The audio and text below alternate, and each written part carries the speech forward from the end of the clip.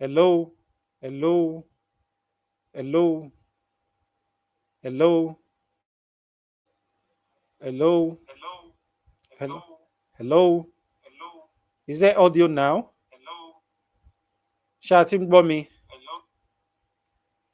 Ṣé a ti ń gbọ́ mi kétékété?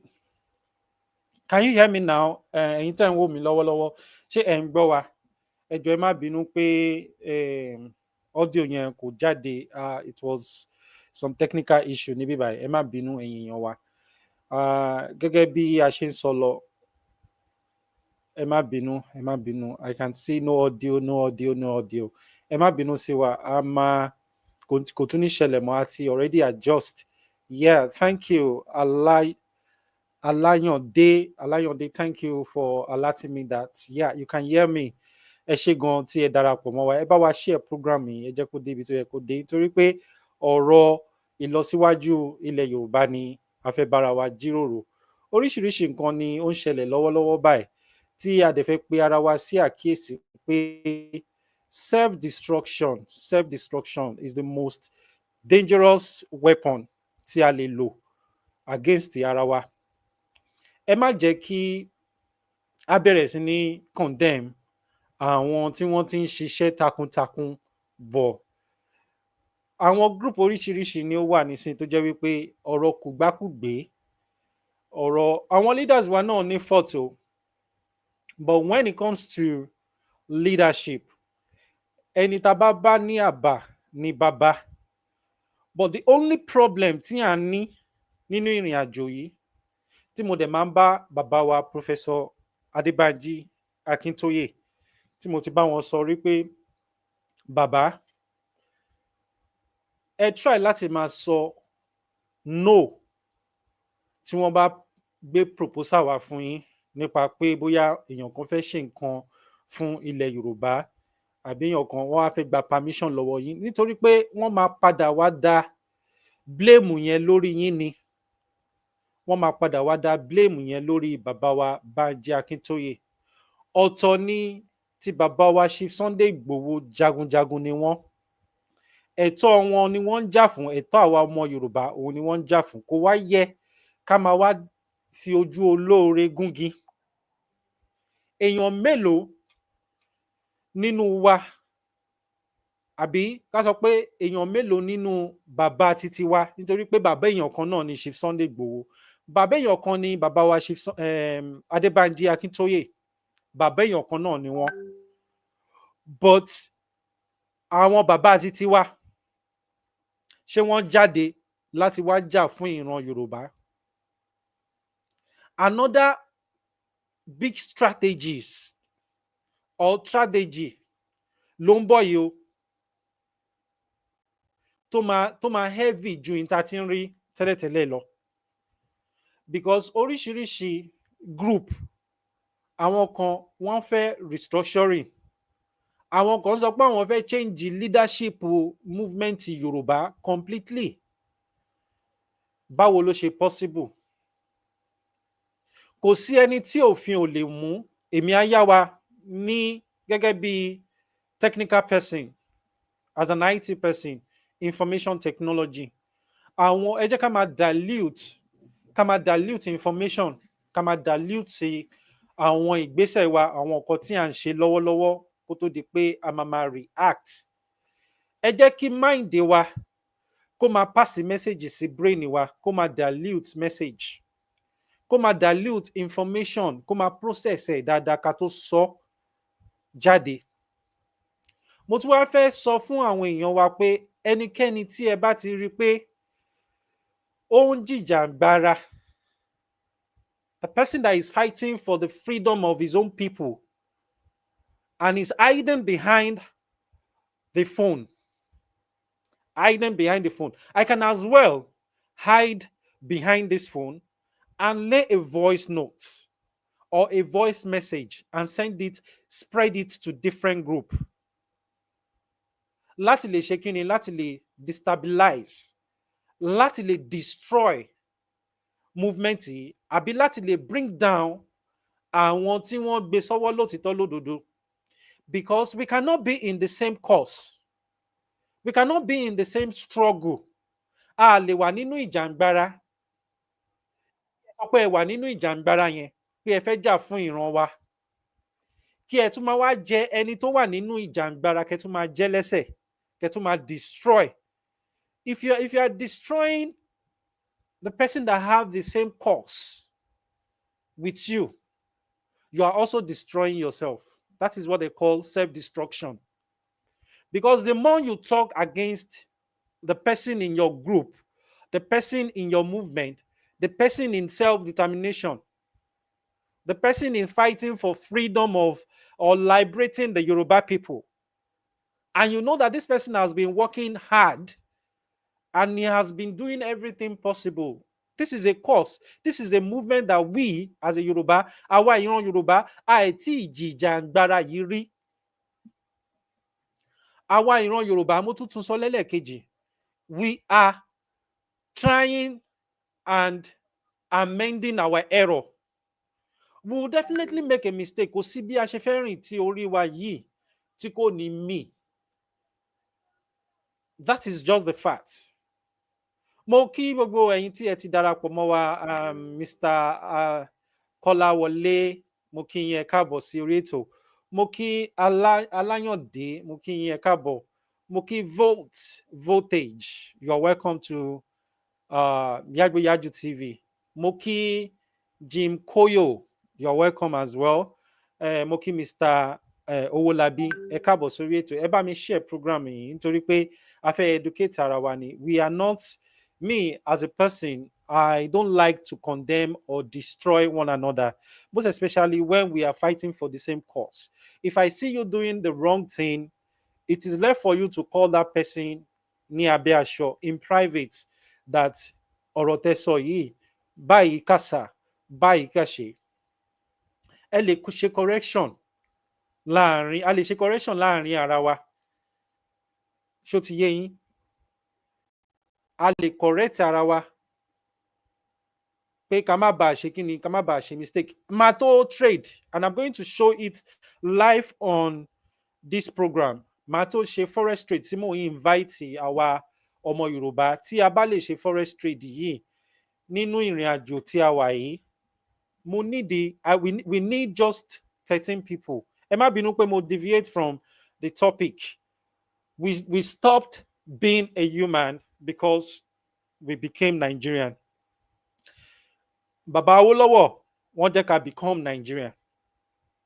And now we want to come out of the Nigeria tí a wà. We want to denounce being a Nigeria. Ẹ jẹ́ kí n tún play message bàbá wa Délé Fárótìmí kí a rí bí bàbá yẹn ṣe ń sunkún nípa pé he became Nigerians and he stopped being a human being. He stopped being a human because he became Nigerian. Ẹ jẹ́ ká letí sí lẹ́ẹ̀kan sí. We stopped being human because we became Nigerian. They divided us and we fell for it. Because you wouldn't see me as a Yoruba man, you spoke for me. Because you wouldn't see me as a Christian, you spoke for me. Because you spoke, because you spoke, because you spoke.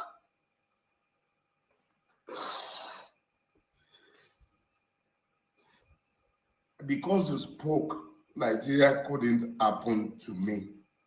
Because you spoke. The only reason Nigeria couldn't happen to me is because you spoke. Because àwa èèyàn, àwa tí a believe lórí nǹkan tí bàbá yìí gbé dání, because we spoke, Nigeria couldn't happen to him. Nítorí pé a sọ̀rọ̀ sókè, Nigeria ò gba ara ẹ̀ kọjá. Nítorí pé òun gan ò bá ti, bàbá yìí ò bá ti mọ ibi tí ara ẹ̀ wà nínú Nigeria presently, tó bá jẹ́ wípé àwọn èèyàn tí wọ́n dẹ̀ dìde fún bàbá yìí kò kí ń ṣe àwa tá à ń jìjàgbara o. Àwọn tí wọ́n tẹ, àwọn tó believe lórí one Nigeria, àwọn ló dìde fún Barrister Délé Fárótìmí or Dr. Délé Fárótìmí. Àwọn ló dìde fún. àwa tá wá gbé Yorùbá nation sí ọwọ́ títorí pé Nigeria is happening to us òun ni àwa ṣe ń jìjàǹgbara pé ká kúrò nínú Nàìjíríà òun la ṣe ń jìjàǹgbara yìí bọ̀ ká tún wá wà nínú ìjàǹgbara yẹn ká máa wá destroy ara wa ọjọ́ wo gangan ni ìlọsíwájú máa dé bá wa ọjọ́ wo gangan la máa jàjàyè gbogbo àwọn tí wọ́n ń condemn àwọn leaders wa tó ń condemn Chief Sunday Igboho mi ò blame wọn o but ẹ tó èrò ara yín pa ẹ tún ìwà ọmọlúàbí yín ṣe nítorí pé bí ẹ ṣe ń destroy wọn lẹ ń destroy ara yín wàláì bẹ ṣe ń destroy Professor Banji Akintoye bẹ́ẹ̀ lẹ ń destroy 50 years generation of Yoruba people to come lẹ ń destroy wọn sílẹ̀ simple thing ni this is let us find solution by 2 o'clock Nigerian time mo máa trade life ní orí ìkànnì yìí ẹ̀yin èèyàn wa ẹ darapọ̀ cannot pẹ̀lú mi tó bá ti tó exactly 2 between 2 to 2:30 mo fẹ́ trade life nítorí pé forestry tí mò ń ṣe ó ti bá mi lórí program tí mò ń ṣe lọ́wọ́lọ́wọ́ báyìí so kò sí ọgbọ́n tí mo fẹ́ dá sí láti sọ pé kí n kúrò lórí ètò kí n wá lọ trade because AI ló máa trade fún mi kò ń ṣe pé dandan ni kí n wà níbẹ̀ kí n máa wá monitor forestry tí mò ń ṣe and I'm trading on Bitcoin and USDT for the past 1 year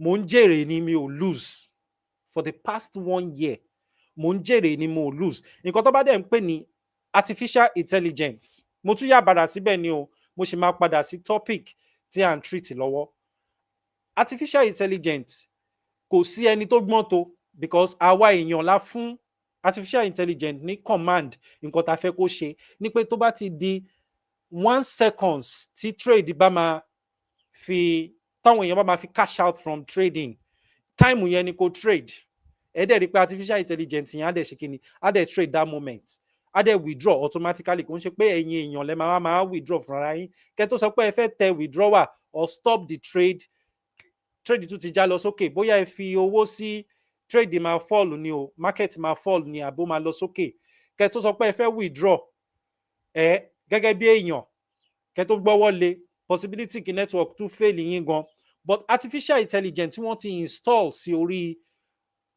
forex trade tí à ń lò platform tá a fi ń trade automatically ó máa withdraw capital ó máa withdraw interest yín under 1 second ló máa withdraw ká má fi ọ̀rọ̀ lẹ̀ sọ̀rọ̀ before 2:30 between 2 and 2:30 I will trade live on this screen so kí n padà sórí topic tí à ń sọ we stop being a human because we became Nigeria àìtí kúrò nínú Nigeria and because some people have stopped becoming a human nínú ìrìn àjò tá a wà tí ideology wa ti change o pé we are now a human because àwọn tó ṣì wà nínú one Nigeria ló lè sọ statement yìí pé we stop being a human for being Nigerian we stop being but me I'm a human because I have one course now and my course is Yoruba Nation. Yoruba Nation is my course. Is what I have in my brain when I'm sleeping, when I'm walking, when I'm doing anything, when I'm talking to my children, I am thinking about Yoruba Nation. I am thinking about the future of my children, how they will not suffer the way I suffer because Nigeria have passed through me. I have been attacked in Nigeria. I have been dealt with in Nigeria. And the Nigerian police couldn't do anything about it. Rather, they became slaves to money. And because I don't have money, ẹni tí ò bá dẹ̀ ti níran tí kò ní ẹni tí ó lè ràn lọ́wọ́, olówó máa gún mọ́lẹ̀ ni. It has happened to me in Nigeria. So, Being Nigeria, I became unhuman. But ever since I joined Yoruba Nation, I became human. I became alive. I come alive again. And presently, in this movement, we have faced a lot of atrocity, delayance, propaganda, name it. In tó ṣẹlẹ̀ ní 2022, gbogbo everybody náà ń gbìyànjú ni. Bóyá gọ́ọ̀mẹ̀ntì ló rán wọn o, bóyá èèyàn kan ló rán wọn o. All I believe is ẹni tí ó bá máa gbà wá sílẹ̀, ìgbà tí Ọlọ́run bá sọ pé àti tó tán, àti tó tán ni o. Kò dẹ̀ sí bá ṣe fẹ́ tó tán tí a bá ní owó nílẹ̀, a tó tán o. And èèyàn mélòó, ìdí tí wọ́n fi ń condemn bàbá wa Bánjí Akíntóyè lénìí, ìdí tí wọ́n fi ń condemn Chief Sunday Igboho lénìí, tó fi ń condemn oríṣiríṣi àwọn èèyàn tí wọ́n gbé Yorùbá Nation sọ́wọ́ lótìtọ́ lódodo. Tẹ bá wá síwájú, tẹ bá wá sẹ́yìn, tẹ bá wá sẹ́gbẹ̀ẹ́, tẹ bá wá sọ́tún, be it the north, the south, the east and the west, owó ni. Owó àpèkánukò. Owó ló ń jẹ wá níyà ní Nàìjíríà o. Owó ò dẹ̀ jẹ àwọn kan níyà ní abroad, ní diaspora.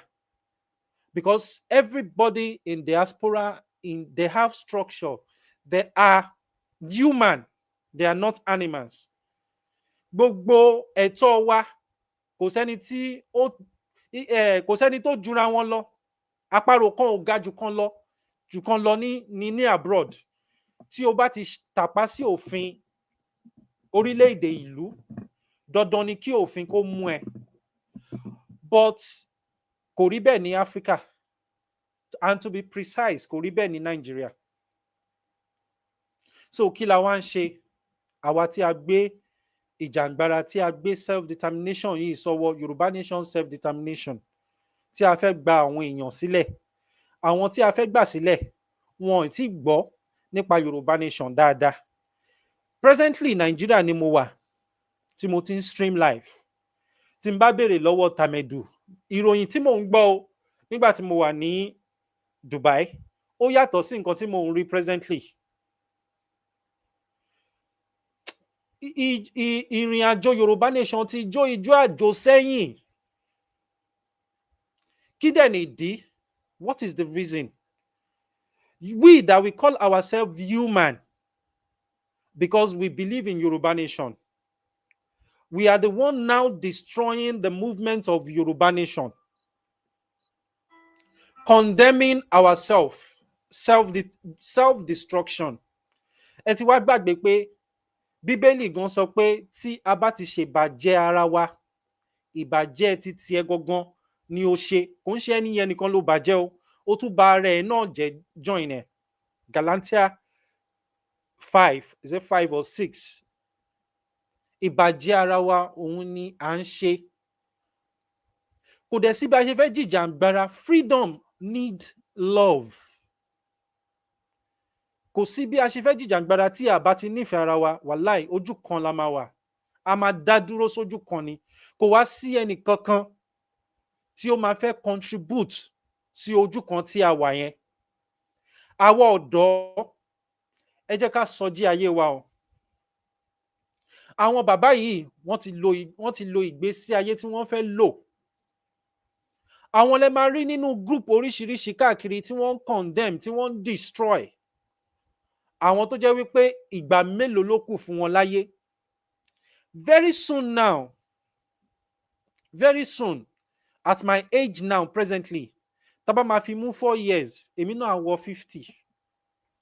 Okun àti agbára wo ni mo fẹ́ máa lò láti jìjàǹgbara fún àwọn ọmọ tá bí? Nígbà tí okun àti agbára ti tẹ̀yin bàbá wa, ẹ̀yin leaders wa yìí tó ti weak already. Àwọn tí wọ́n ń destroy ni o.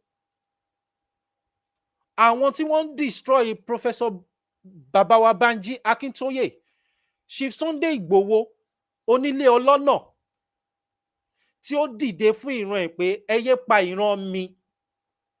Tí gbogbo wa wá kóra wa sínú nú group nísìn tí a wá ń destroy wọn, tí a wá ń fi ẹnu àtẹ́ ta fi ń bà wọ́n jẹ́. Bẹ́ẹ̀ ṣe ń bà wọ́n jẹ́, ẹ̀ ń bara yín jẹ́ join ẹ o.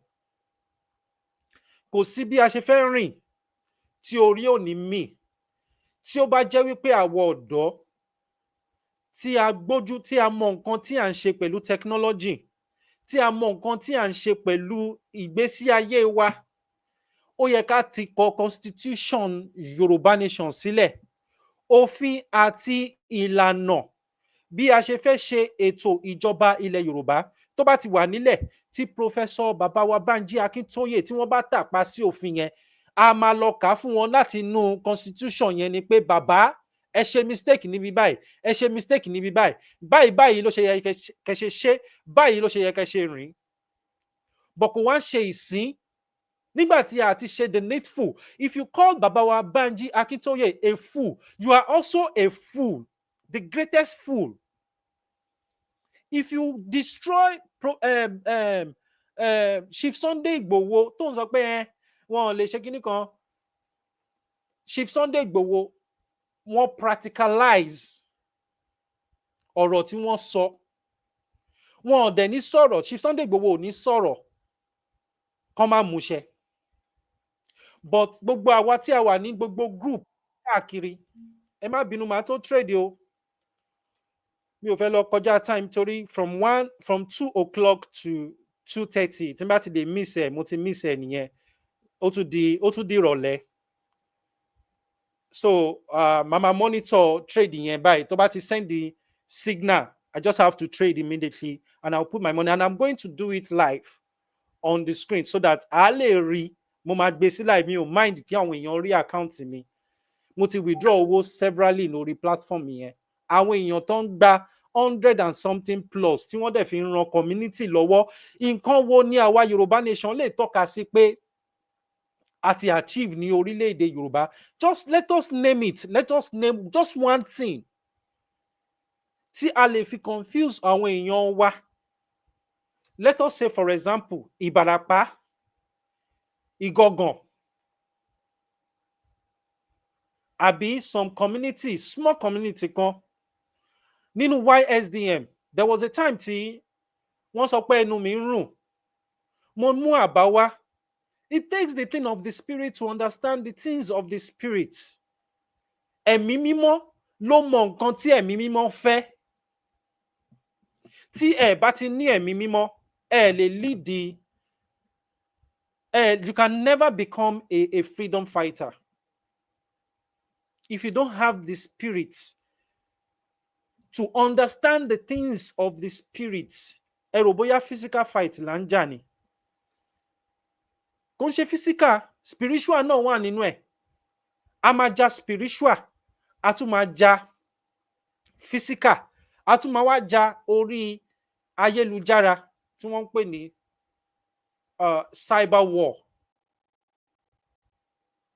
Kí ni nǹkan tí a ti fi sí, tí a lè tọ́ka sí pé a ti ṣe? Ǹjẹ́ a lè tọ́ka sí one particular things tí a ti ṣe ní, let's cut it short, like common Ìbàdàn ní community kan, ní abẹ́ baálẹ̀ kan ní Ìbàdàn. Kí ni àwa ìran Yorùbá tí a gbé Yorùbá nation sí ọwọ́ lótìtọ́ lódodo tí a lè tọ́ka sí pé street light tẹ́ ń wò ní agbègbè yìí, àwa Yorùbá nation, àwa la ṣe síbẹ̀. Omi tí wọ́n ń pọn ní ayé tòrò yìí o, àwa Yorùbá nation ni a ṣe síbẹ̀. Tí a bá wá jẹ́, tó bá wá jẹ́ wípé a ti ṣe, níbo gangan la ṣe sí? Pẹ̀lú gbogbo owó tí àwọn èèyàn ń sọ pé wọ́n waste lórí kọ́ọ̀sì yìí láti 2020 to 2025 tá a wà yìí.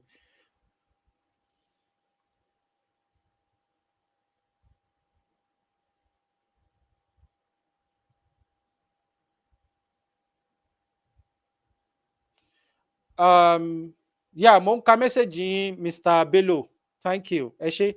So kí ni nǹkan náà?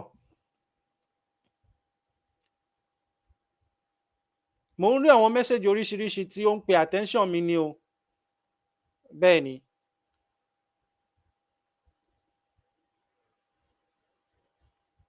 Ẹ ṣé gan. Mo dúpẹ́ ọlá Bello. Bàbá wa mo dúpẹ́ ọlá Bello. Àwọn tó máa trade lọ ti ń pè mí yẹn pé kí n má gbàgbé pé trade àtò time máa tó ó máa tó pé. So kí ni a wá ń sọ? Ẹ jẹ́ kí n ṣí trade yẹn sílẹ̀ kí n má lọ gbàgbé nítorí pé mi ò gbọ́dọ̀ miss signal yẹn. Just 1 second mo lè miss signal yẹn. Ẹ jọ̀ọ́ ẹ má bínú ẹ̀yin tẹ́ ń wò wá nílé. Mo máa ṣe ní live, mo máa gbé sí live ni. A máa rí. But ọ̀rọ̀ tí à ń sọ nípa àwa tí a wà nínú Yorùbá nation gangan, we need restructuring. A need láti restructure ara wa gẹ́gẹ́ bí ajìjàǹgbara fún ìran Yorùbá. Kò sí ẹnikẹ́ni tó lè kọ̀yìn mi against Chief Sunday Igboho nítorí pé wọn kì í kọ́yàn níwà wù. Ìwà tó bá fẹ́ wù, Ọlọ́run ti kọ́ pé ó máa wù ni. Kò ń ṣe nítorí pé èèyàn kan confuse ẹ, ó bá ẹ sọ pé Professor Banji Akintoye ọ̀dàlẹ̀ ni wọ́n, kíní kan. Ìwà tí n bá fẹ́ wù, mo intentionally wù ni. Èèyàn kankan, be it my mother, my father cannot tell me how to behave or how to react to people or how to choose my enemy or how to choose my friend. My father, my mother cannot choose for me. Ìwà tí n máa wù nínú mi ni mo máa wù sí onítọ̀hún yẹn. So nobody can turn me against ẹ̀yin tí ẹ̀ ń wò wá lórí fọ́nrán. Mi ò mọ̀ yín physically o, but tí n bá rí orúkọ yín tó bá sọ pé Mr. Bello yìí èèyàn burúkú ni, wàláì mo ò lè sọ pé nítorí pé ẹnìyẹn sọ pé èèyàn burúkú ni Mr. Bello kí n máa wá wù ìwà èèyàn burúkú tí wọ́n jẹ́ yẹn kí n máa isolate ara mi, àbí kí n wá gbé information yẹn tí ẹnìyẹn sọ fún mi kí n tún wá máa sọ fún Mr. A, Mr. B, Mr. C, ẹ máa expand there. You are cursing yourself if you don't know. You are cursing yourself. And I'm going to use biblical way to tell us, to preach to us, to tell us that ìwà tá ń wù yìí, ìwà tí ó lè destroy, tẹ́lẹ̀ fi destroy ara yín gangan, òun lẹ̀ ń wù yìí. Nítorí pé wọn ń kọ́yàn níwà wù. Èèyàn ọkàn lè kọ̀yìn mi sí Chief Sunday Igboho. Chief Sunday Igboho ò lè kọ̀yìn mi sí whoever. Ní pé ẹni yìí kò dáa. Ẹni yìí kíní kan báyìí ni ìwà tí n bá fẹ́ wù ni mo máa wù sónítọ̀hún yẹn. Because I know my left from my right. I cannot be controlled by anybody. I will allow the spirit in me to lead me. It takes the thing of the spirit to understand the things of the spirit. If your spirit is not connecting with Chief Sunday Igboho, it doesn't mean that you should start destroying his image. Because whatever we are saying now on social media will be there for millions of years to come. It will be there forever. And your children will still ask your great-grandchildren tí wọ́n ti wà lókè o. Ṣé bàbá wa tó ń jẹ́ orúkọ báyìí báyìí, ṣé òun ló sọ statement yìí nígbà báyìí báyìí ní ọdún báyìí báyìí? Internet will never forget whatever we are doing today. Because I will not allow my children to have Mr. B or whoever children as enemy. Pé bàbá ẹ ó takú bàbá mi nígbà kan báyìí ká máa wá ṣe kí ni. Because à ń pèlò ogun tí kò ní tán sílẹ̀, à ń create a warlord. Àìtí ìgbà Yorùbá nation o, but a ti ní àwọn warlord already. Tá bá wá gba Yorùbá nation náà gan wá ń kọ́, ṣáà ní para wa tán. Self-destruction. We stopped become a human because we became Nigeria or Nigerians. Gbogbo wa ni o. Màá tún play video yẹn once again ká tún gbọ́. Ẹ jẹ́ ká tún gbọ́ video yẹn. It's touching me. Mo dẹ̀ ń sunkún nígbà tí mo gbọ́ láàárọ̀ yìí. We stopped being human because we became Nigerians. Mo dẹ̀ ń sunkún. They divided us and we fell for it. Because you wouldn't see me as a Yoruba man. You spoke for me. Because you wouldn't see me as a Christian, you spoke for me. Because you spoke. Because you spoke. Because you spoke.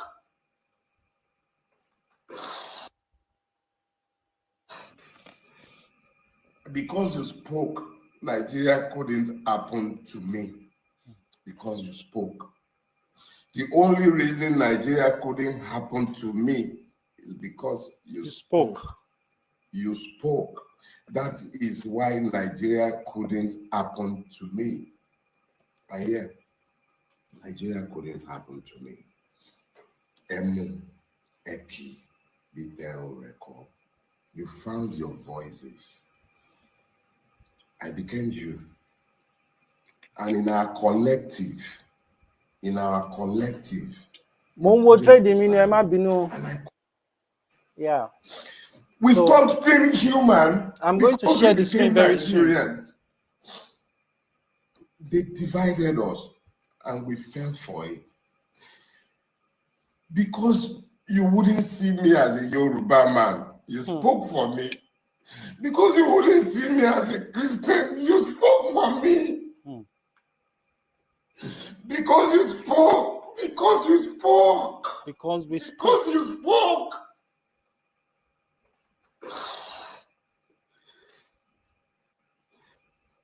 Because you spoke, Nigeria couldn't happen to me. Because you spoke. The only reason Nigeria couldn't happen to me is because you spoke. You spoke. That is why Nigeria couldn't happen to me. And yeah, Nigeria couldn't happen to me. Emu, Eki, Little Record. You found your voices. I became you. And in our collective, you couldn't be silent. And we stopped being human because we became Nigerians. They divided us and we fell for it. Because you wouldn't see me as a Yoruba man. You spoke for me. Because you wouldn't see me as a Christian. You spoke for me. Because you spoke. Because you spoke. Because you spoke. Ẹ káàbọ̀ padà, àsìkò tí ire wa ń bọ̀, àsìkò tí ayọ̀ wa ń bọ̀, ikú kankan kò ní pa wá o, ẹ̀yin èèyàn wa. Àsìkò tí ire wa ń bọ̀ o, lásìkò tí ayọ̀ wa ń bọ̀, ikú kankan kò ní pa gbogbo wa. Mo fẹ́ fi àsìkò kí Ọlọ́run, kí fi gbé orúkọ Ọlọ́run ga lórí àwọn heroes wa tí wọ́n ti ṣubú, tí wọ́n ti lọ, tí wọ́n ti filẹ̀ ṣaṣọbora látòrí àáfà, àbúrò, ẹ̀gbọ́n bàbá wa Chief Sunday Igboho títí dé orí màmá wa Janet Fashakin àti màmá wa Adébánjí, màmá wa ìyàwó bàbá wa leaders wa. Mo kí Ọlọ́run. We give all glories to God. He giveth and he taketh. So ẹ jẹ́ ká dúpẹ́ lọ́wọ́ Ọlọ́run pé gbé wọn gbìgbìgbì káàkiri láti tún máa ná owó lórí wọn. And àwọn tó dẹ̀ ti ṣiṣẹ́ takuntakun nínú ìrìn àjò yìí, àwọn ni àwọn tí wọ́n ti fi ilẹ̀ ṣaṣọbora nínú. Ó yẹ ká tẹ̀ máa wá rántí pé what if àwa la wà ní position àwọn tí wọ́n ti lọ yẹn? Ìjẹ́ a máa tún lè la ẹnu wa láti máa condemn Professor Banji Akintoye? Ǹjẹ́ a ṣì máa lè la ẹnu wa láti máa condemn Chief Sunday Igboho nítorí pé a wà láàyè ni? Títorí pé a lè la ẹnu wa láti fi sọ̀rọ̀. Ìdí tí a ṣe ṣì ń ní ẹnu láti máa fi condemn àwọn leaders wa nìyí. So màá fẹ́ kí a ní ká ronú ká pìwàdà o. I don't curse, I don't abuse, but I can only advise you. Ní pé ká stop ìwàkíwà tá à ń wù yìí. Ẹ jẹ́ ká ṣe the needful. Let us walk on a particular, if it's security you want to work on, let it known that mo fẹ́ wà ní position. And àwọn nǹkan kan tí ẹ má bínú ẹ̀yin èèyàn wa, nítorí pé a máa ń pé gbọ́n ni a kì í pé gọ̀. Tí wọ́n bá fi tó bá fi mí jẹ oyè àwòdì, ó yẹ kí n lè gbẹ́dìyẹ o. Màá fẹ́ fi àsìkò yìí náà kí n fi bá bàbá mi Professor Banji Akintoye. Bàbá, mi ò tó láti advice yín o, mo ṣí orí mi for the first time lórí program nítorí yín ni bàbá. Bí mo ṣe sọ, kò sí ẹnikẹ́ni tí ó lè kọ̀yìn mi sí bàbá Banji Akintoye, kò dẹ̀ sẹ́nikẹ́ni tó lè kọ̀yìn mi sí gbogbo ẹ̀wọ̀n tó bá wà nínú ìjàngbara Yorùbá nation. Nítorí pé ọmọ Yorùbá ni wá, nítorí ilẹ̀ Yorùbá lèmi búra fún. Tí n bá ti lè dá ilẹ̀ Yorùbá, mo dá àwọn ọmọ Yorùbá nìyẹn. Bàbá wa, tí ẹ bá fi àwọn èèyàn sí orí oyè pé ìwọ ni secretary, ìwọ ni assistant, ìwọ ni treasurer, ìwọ ni whatever position,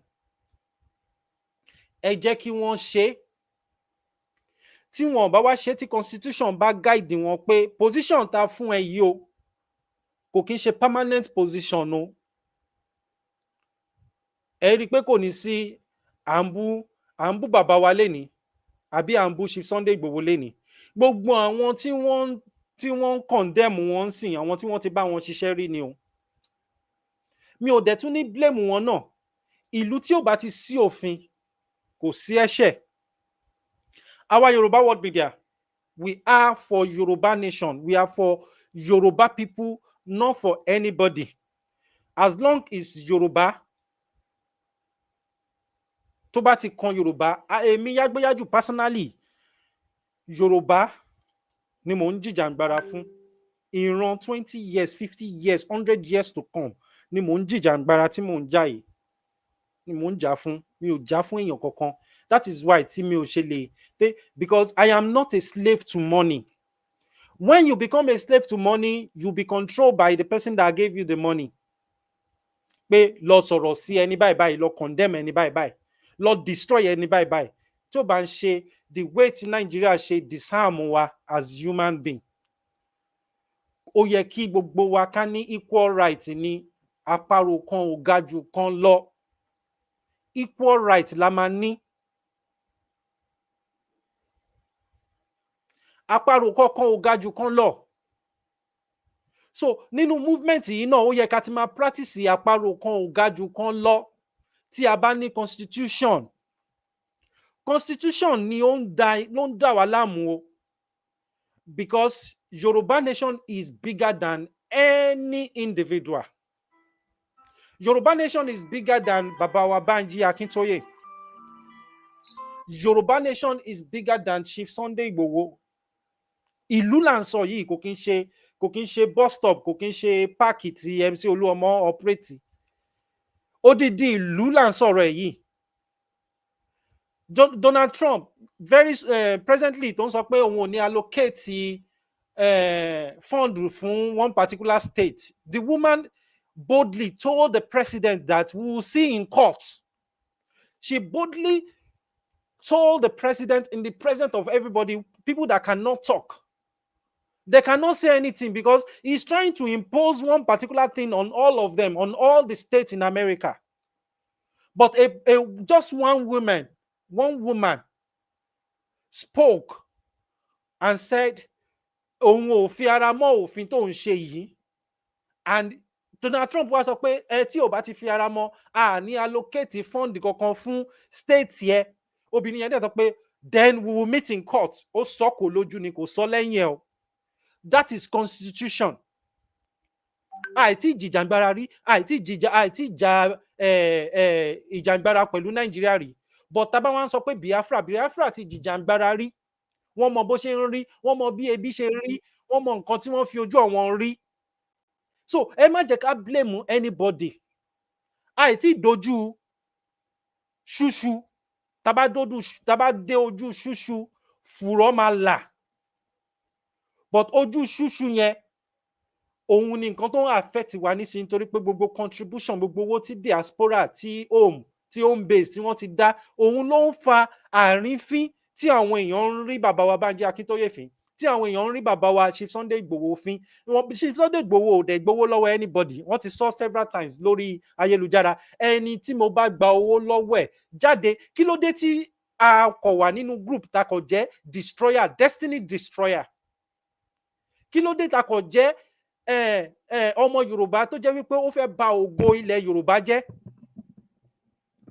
I see those kind of people as Yoruba nation destroyer, destiny destroyer. We have destiny helper. We also have destiny destroyer. Because you are a destiny destroyer doesn't mean that I will follow you to become a destiny destroyer. It's a fool that will follow a destiny destroyer to destroy the nation that you want to build for your generation. Tí àìtí ìjìjàngbara rí ni o. Àìtí ìjìjàngbara rí ẹ máa gbọ́ dáadáa. Ẹ̀yin èèyàn tẹ́ wà nínú ìjàngbara Yorùbá nation. Àìtí ìjìjàngbara rí. We don't know bí ó ṣe ń ṣe wọ́n. Àmọ́ bó ṣe ń ṣe anybody. But Biafra lè tọ́ka sí Biafra ní history lórí à ń jìjàngbara. Inú ẹ̀ ní Kanu Nnamdi Kanu wà yẹn sìn. Wọ́n ti arrest ẹ̀ for the past how many years nísìn. Pẹ̀lú ẹ̀ náà, ó sì dúró lórí Biafra. Ó tún bá wọn jà nínú kóòtù ni. That is a good leader. Mandela lọ sẹ́wọ̀n fún South Africa. Nǹkan tí wọ́n ń pè ní ìjàngbara nìyẹn. Chief Sunday Igboho wọ́n wà lẹ́wọ̀n, wọ́n dẹ̀ jàre ní ìlú Kútọ́nù. Ọjọ́ tí mo ti believe, personally tí mo ti believe pé a máa gba Yorùbá nation ní ìgbà tí wọ́n ti rí ẹ̀mí Chief Sunday Igboho gbà.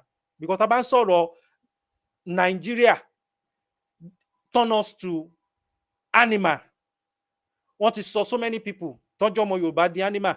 Lára wọn, òun ni ẹni tí Gbàdámọ́sí Babangida tó sì ní confidence tó sì wà alive lẹ́ni. Ṣé kò yẹ kí Abíọ́lá náà wà alive lẹ́ni láti máa rí nǹkan tí ó ń ṣẹlẹ̀ ní orílẹ̀-èdè Yorùbá?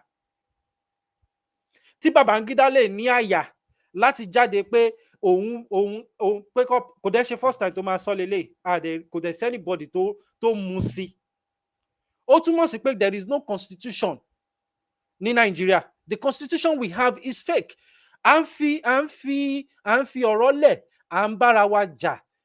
Strategy àwọn politicians ni wọ́n ti wà láàrin wa tí wọ́n condemn tí àwọn politicians kéékèèké tí wọ́n ti gbé. Because you have become a slave to money. Ṣé mo yẹ ìgbà tó ti bá èmi gangan sọ̀rọ̀ pé kí n develop application fún ààrẹ tó wà ń bẹ̀ báyìí tí mo sọ pé I cannot do it. I'm a web developer. I'm a software engineer. I develop different kind of application. Trade ti yá báyìí. Ẹ jẹ́ ká wá lọ sí orí trade yẹn kí n ṣe lójú yín ká tó wá padà wá sí orí program. Ẹ jẹ́ ká padà wá sórí program. Ẹ jẹ́ ẹ̀yin èèyàn mi ẹ máa bá mi bá lọ. Mo fẹ́ trade nísìn so that mi ò ní lè miss signal tí wọ́n fẹ́ send sí wa. So wọ́n ti send signal yẹn báyìí. So mo ń láti trade báyìí kó tó di pé trade yẹn máa end. So gbogbo wa ṣà ń rí screen wa. Now mo ti wà lórí trade. Instead of me to trade láti sọ pé call or put, call lele, put lele. So now instead of me to now trade personally, màá click lórí signal tí wọ́n máa ń send nítorí pé mo wà nínú group tí wọ́n ti ń send the signal fún trading. Now màá wá tẹ invite me.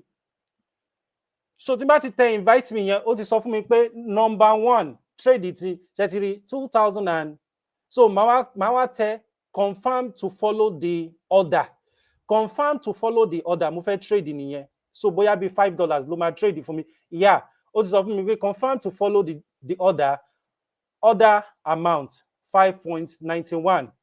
So nínú capital mi 1% péré ni AI yẹn máa pick láti fi trade for risk, for security reason, so that èèyàn ò ní lose gbogbo capital. Now mo ti trade nísìn.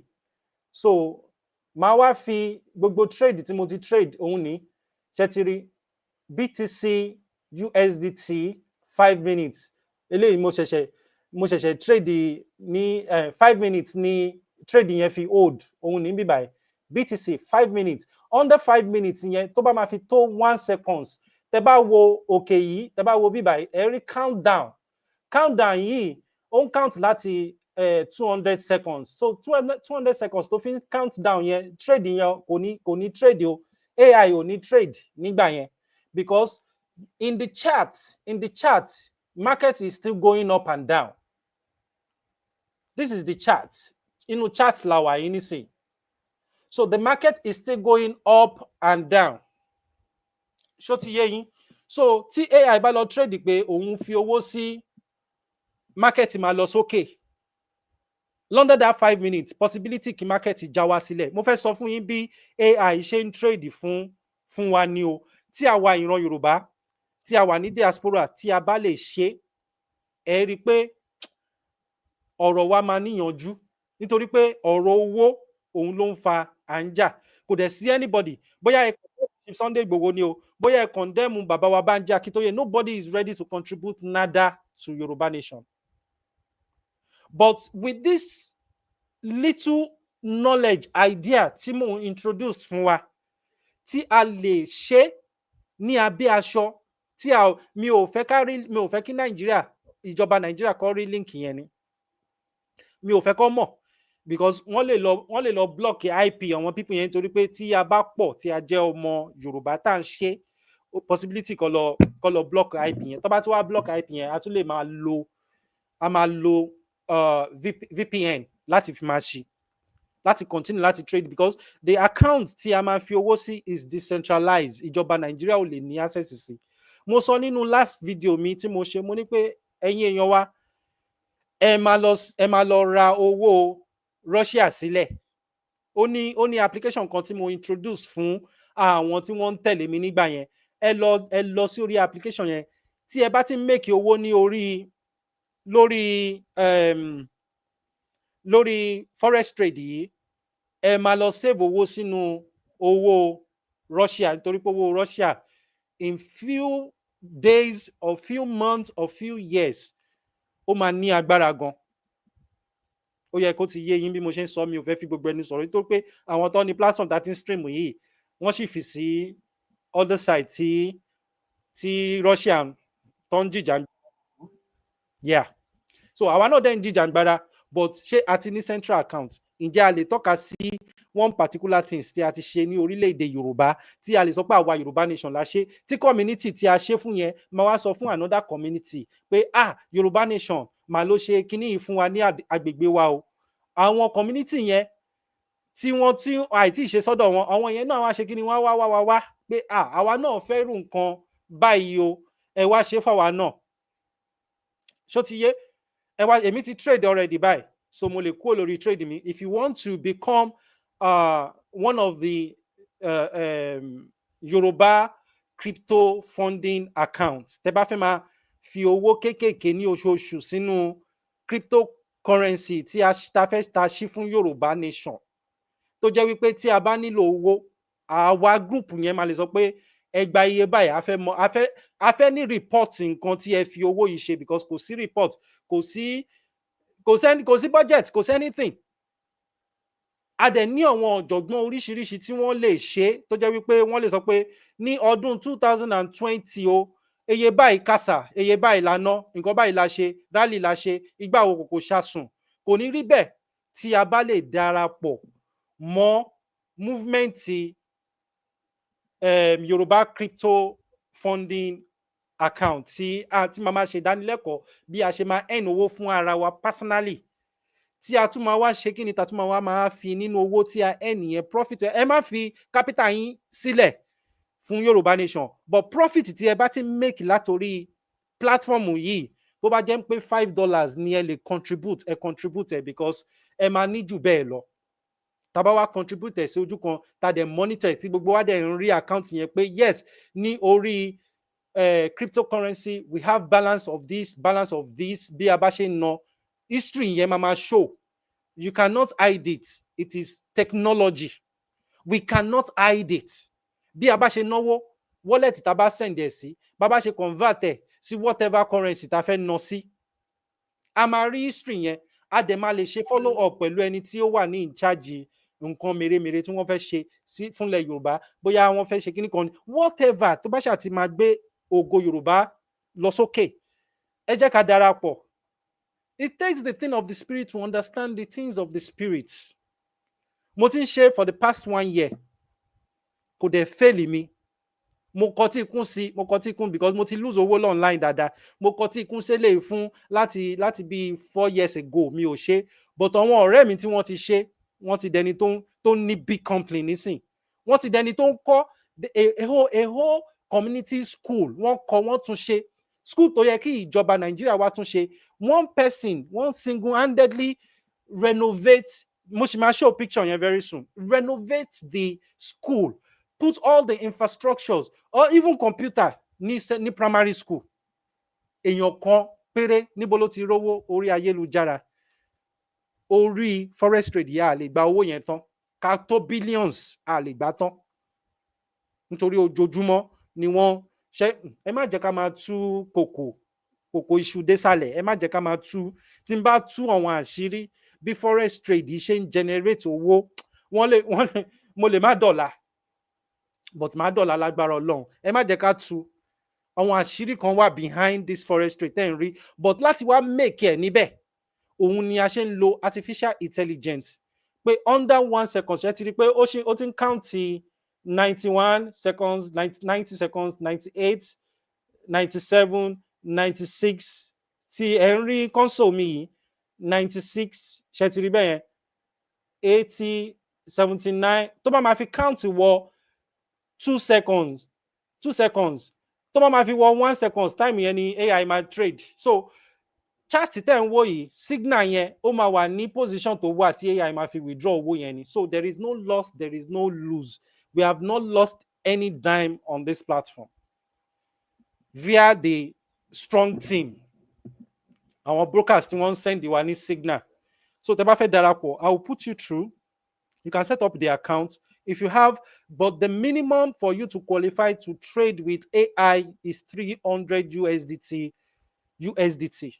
That's USDT is equivalent to US dollars. $1 is equivalent to $1 USDT. So kò ń ṣòwò tí ó máa fall, kò dẹ̀ ń ṣòwò tí rather tó máa fi fall, ó tún máa gbéra ni. Kò kí ń fall rárá, unlike Bitcoin. Bitcoin lè lọ sókè. Nǹkan tí Bitcoin ṣe nínú ayé mi, ọpẹ́lọpẹ́ Ọlọ́run ló gbé mi ró pé mi ò kí ń ṣe ẹrú owó. Ẹni tó bá ti jẹ́ ẹrú owó, òun ló máa pàdánù ẹ̀mí ẹ̀ lórí pé ó fi 100,000 sí Bitcoin nígbà tí Bitcoin ṣì wà ní rate of 100,000. Ó wá di ọjọ́ kejì or under 1 second, Bitcoin já láti 100 tí ó fi ra Bitcoin yẹn, ó wá já wá sí 10,000 naira. Ṣé kò yẹ kẹ́ni onítọ̀hún yẹn lọ pokùnso? But tí ẹ bá kí ń ṣe ẹrú owó, when there is life, there is hope. Kò dẹ̀ ń ṣe pé bóyá ẹ lose owó yẹn lórí Bitcoin o. Tó bá tún padà sí 100 yẹn, ẹ tún máa make jù bẹ́ẹ̀ lọ. Ṣèbí nítorí pé ẹ̀yin náà fẹ́ make owó, lẹ ṣe fi owó lẹ ṣe ra Bitcoin 100 so that ó ṣeé ṣe kó gbéra sókè, kẹsàrè gba bóyá kó gbéra wọ 200,000. Ẹ jọ ṣé ẹ ṣe para yín gbà tẹ wọ 200,000 pẹ̀lú Bitcoin. But on this particular coin, USDT, ẹni tó bá ti ní wallet yẹn kó lọ download wallet yẹn or contact me on my WhatsApp. Contact me on my WhatsApp if you want to be part of Yoruba crypto funding accounts. If you want to be part of it, contact me. This is my number. I'm going to display my number now shortly. I'll display my number shortly.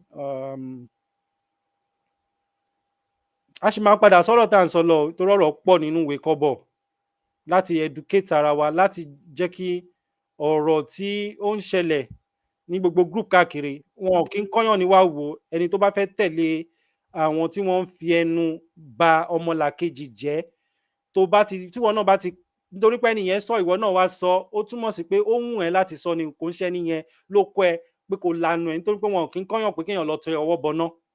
Èèyàn ọwọ́ kan ò lè tì mí kí n lọ ti ọwọ́ bọná o. Ibi tó yẹ kọ́wọ́ mi gbé ni mo máa gbé o. So nọ́mbà mi nìyẹn lórí screen. Ẹ̀yin tí ẹ bá fẹ́ darapọ̀, ẹ contact mi lórí WhatsApp number. Just send you are interested in trading, in forex trading, then I'll put you through. Màá já yín sí, mi ò ní sọ di later ní agbára Elédùmarè. So gẹ́gẹ́ bí mo ṣe ń sọ lọ, Bitcoin ó yàtọ̀ sí USDT. USDT is stable, ó wà very stable, kò kí ń já wálẹ̀. So òun dẹ̀ la fi ń trade. So kò ń ṣe pé bóyá èmi á máa wà lókè pé Bitcoin la fi ń trade o, owó máa já wálẹ̀, rárá o. But láti lè ní àkójọ fún orílẹ̀-èdè Yorùbá, òun ni mo ṣe introduce this opportunity. So tí a bá lè ṣe, ká bá pé 2,000 people tí ó lè ṣe lótìtọ́ lódodo, tí ó dẹ̀ mọ̀ pé òun náà ń rí, ó ń build the account òun náà fún self account náà ẹ tí wọ́n máa build ẹ o. But láti wá fún yín pé tí ẹ bá join nísìn tí mo ṣe ìdánilẹ́kọ̀ọ́ fún yín, tẹ bẹ̀rẹ̀ sí ní make owó lórí ẹ̀, kò ní ní yín lára láti sọ pé ẹ fẹ́ fi $5 lẹ̀ àbí ẹ fẹ́ fi $10 lẹ̀ nínú bóyá bí $1,000 tẹ earn as profit. Kò ní ní yín lára. The same thing pẹ̀lú àwọn media. Àwọn media wa tí wọ́n ń sọ̀rọ̀ nípa Yorùbá nation, kò kí ń ṣe pé wọn ò make owó lórí ayélujára àfi tó bá máa pe ajá lọ́bọ̀ fún wa ni. O ò make rárá, wàá make $100. So nínú $100 yẹn ní oṣooṣù, tó bá lè fi $5 sílẹ̀ bí a ṣe pọ̀ tó as sọ̀rọ̀sọ̀rọ̀ Yorùbá nation. Nítorí pé ta bá ń bá àwọn leaders wa wí, ó yẹ ká máa bá ara wa náà wí. Ṣé kò yẹ kí àwa media gan náà ní central account títí wa personally, tí a máa sọ pé a fẹ́ mú owó ní àtinú ẹ̀ pé lágbájá tàmẹ̀dù ó contribute $5 ní oṣooṣù, èmi náà mo contribute $5 from whatever, because ọ̀rọ̀ Yorùbá nation ni màá lọ. This is intellectual property of Yorùbá nation.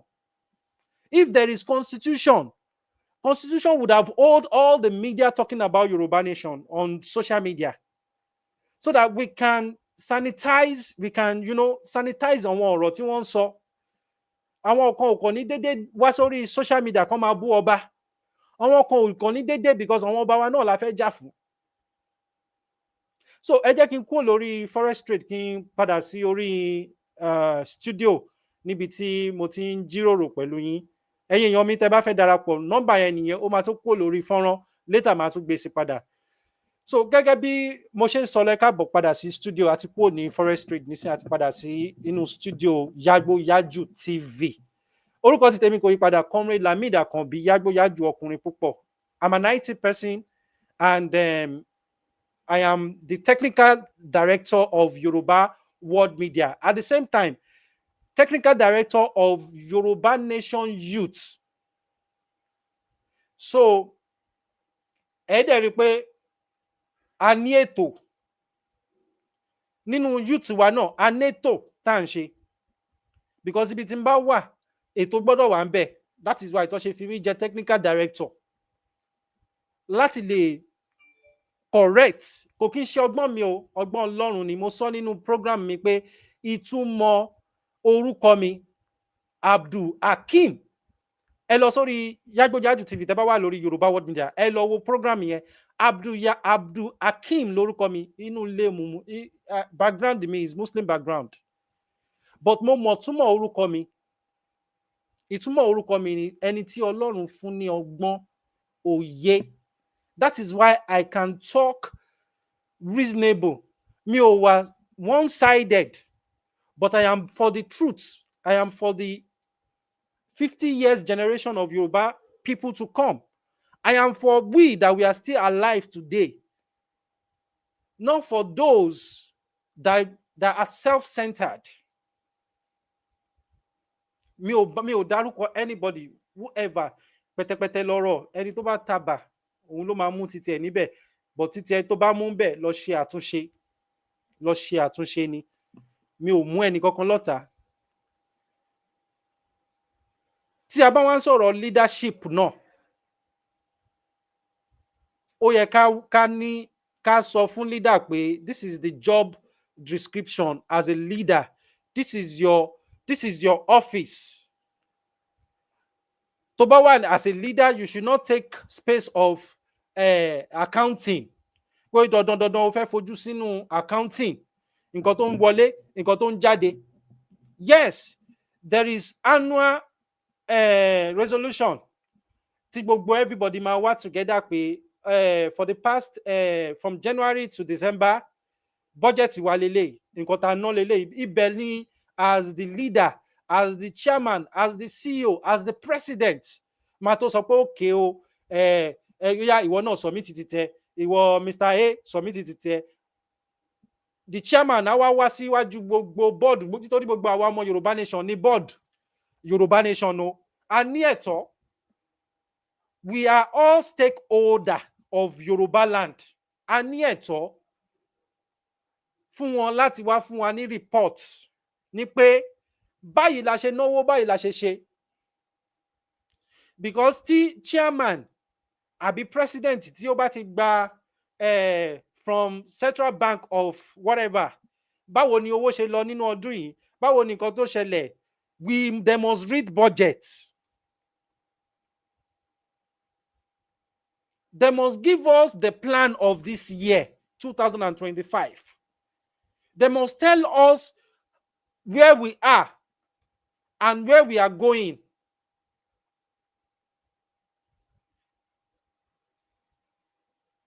History will forgive us for taking a wrong decision, but history will never forgive us for not taking any decision at all. We are always afraid of taking a decision. We are always afraid of taking a decision. Either it is good or bad, take the decision.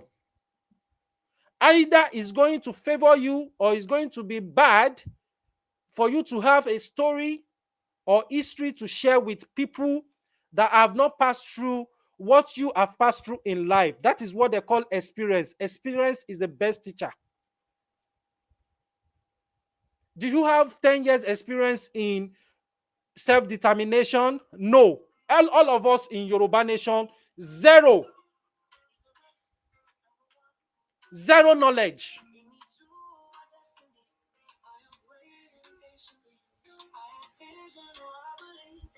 Ẹ má bínú kọ́ọ̀lù kan ló wọlé mo fẹ́ mọ ibi tó ti ń bọ̀ ni. Ẹ jẹ́ kí n play fídíò kan tí máa padà wá sórí ètò ń sin. Ẹ jẹ́ kí n sáré play fídíò yìí kẹ́ máa gbọ́ lọ níbi tí bàbá wa Délé máa pé ẹni yìí padà ń sìn so that màá lè sáré bá wọn sọ̀rọ̀. Ẹ má bínú gbogbo lé. We stopped being human because we became Nigerians. They divided us and we fell for it. Because you wouldn't see me as a Yoruba man, you spoke for me. Because you wouldn't see me as a Christian, you spoke for me. Because you spoke, because you spoke, because you spoke.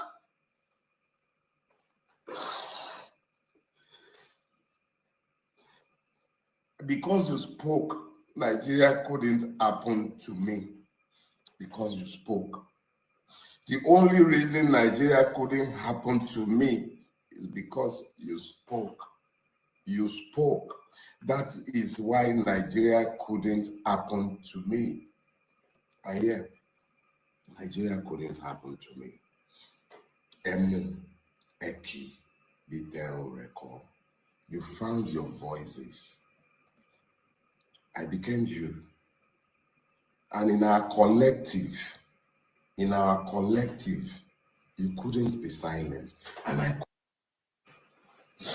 we stopped being human because we became Nigerians. They divided us and we fell for it. Because you wouldn't see me as a Yoruba man, you spoke for me. Because you wouldn't see me as a Christian, you spoke for me. Because you spoke, because you spoke, because you spoke. Ẹ káàbọ̀ padà, ẹ má bínú mo sáré gba one very important call ni, so ó wà important kí n gba call yẹn, so ẹ má bínú ẹ̀yin tí ẹ ń wò wá nílé lóko lẹ́yìn odi. Ojú tẹ́ fi ń wò mí kò ní fọ́, etí tẹ́ fi ń gbọ́ mi kò ní di ní agbára Elédùmarè. Gẹ́gẹ́ bí ọ̀rọ̀ tí mò ń sọ lọ, History will forgive us for taking a wrong decision, but history will never forgive us for not taking any decision at all. Whatever decision you personally are taking does not concern me. Your decision is your decision. Your mistake is your mistake. That is just the fact. Àjọ wáyé. Bí Ọlọ́run bá ṣe rán mi, kọ́ ló ṣe máa rán ìwọ. But instead of now destroying àwọn tí wọ́n ti ń ṣiṣẹ́ yẹn takuntakun tó yẹ kẹ́ support wọn, ó yẹ kẹ́ pè wọ́n sí àkíyèsí pé bàbá ẹ wo constitution wa o. Ó sọ fún wa pé ká ṣe báyìí, ká má ṣe báyìí. Ó sọ fún bàbá ẹ ti rúfin. But for now, why all this destruction? Why all this destruction? Mo ní àǹfààní láti wà nínú group, wọ́n add mi sínú group ìtẹ̀síwájú. They are doing wonderful thing. But whoever have a vision should be able to stop those that will bring confusion in the midst of Yoruba people. A war that you will start that we will not see the end of it. Because mo ti rí ibi tí èèyàn kan ti sọ fún Masbi pé òun máa pa Masbi, òun máa ṣe kíní kan fún Masbi. Ṣé Masbi ò ní ẹ̀tọ́ láti defend nǹkan tó believe on ni? Nǹkan tí wọ́n believe on is what you believe on. If there is constitution, we all think in that direction of our constitution. That is what they call Ijoba. So everybody is just bringing his or her own idea. And we are becoming a fool on social media. We are becoming a non-entity on social media because of Yoruba Nation. Tí àìtẹ́ test rí, tí àìtí gbé ìgbésẹ̀ ta ní zero knowledge. Every one of us have zero knowledge. Both Baba wa Banji Akintoye, mo fi tọ̀wọ̀tọ̀wọ̀ tún dárúkọ yín, sir. He has zero knowledge. Yes, he might have experience because he's a professor. He might be reading others people. Let other people use us as a case study as well. Ẹ jẹ́ kí àwọn èèyàn lo Yoruba Nation as a case study pé Yoruba Nation bí wọ́n ṣe jìjàǹgbara títí wọn nígbà báyìí. That is why there is history. And if there is history, they have made a lot uncountable mistakes. Uncountable. Before they get it right, you must definitely make a mistake. You make a mistake doesn't make you a failure. I make a mistake doesn't mean that I am a failure. I need to learn from my mistake and guide the people behind me, like our mommy. Ọmọ mi má gbé ìgbésẹ̀ yìí o ní ọdún 2005, ní ọdún 2015. Mo gbé ìgbésẹ̀ báyìí mo dẹ̀ rí pé wọn náà ti fẹ́. That is lineage. Ìkan tí ṣẹ́tìrí ìwà wa láyé yìí, everybody will repeat. History will repeat itself. Ọmọ yín máa repeat the same mistake yín tí ẹ bá lè correct ọmọ yín o. Àwọn ọmọ tá a bí tá a fẹ́ kó wọnú Yorùbá Nation yìí, wọ́n á ṣe the same mistake tí àwa ń ṣe nísìn. Tí a bá lè correct wọn nísìn. When you have knowledge of something you know you have 100% of, you will be able to guide people. You will be able to correct people. You will be able to call them to caution. Why are we destroying ourselves? Why are we destroying our people? Why are we destroying our future?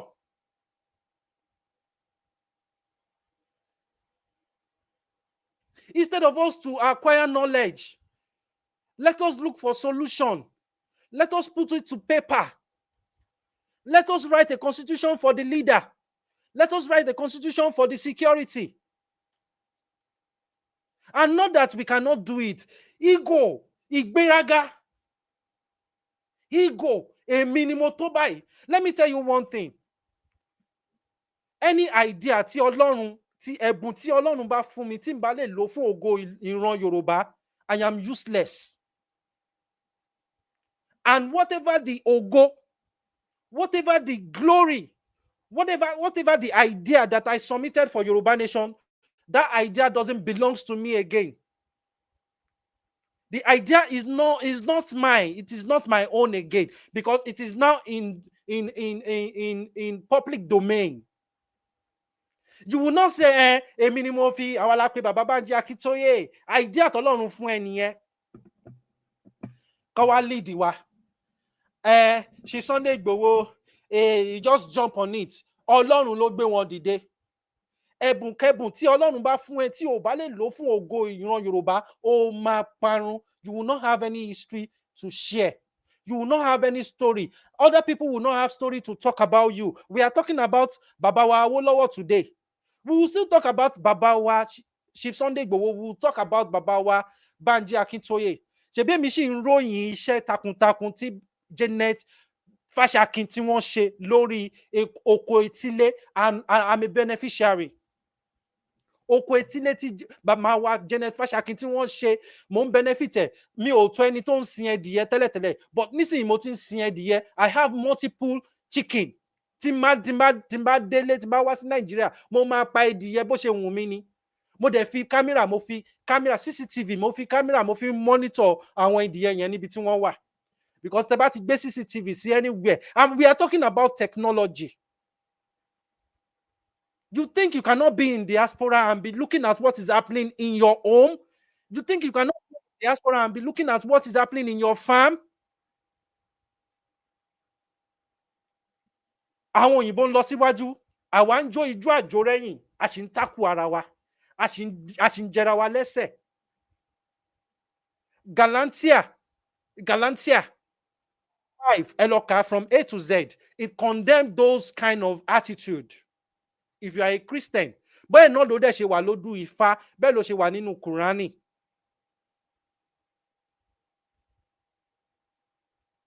Freedom needs love, self-control. Baba wa Bánjí Akíntóyè needs self-control.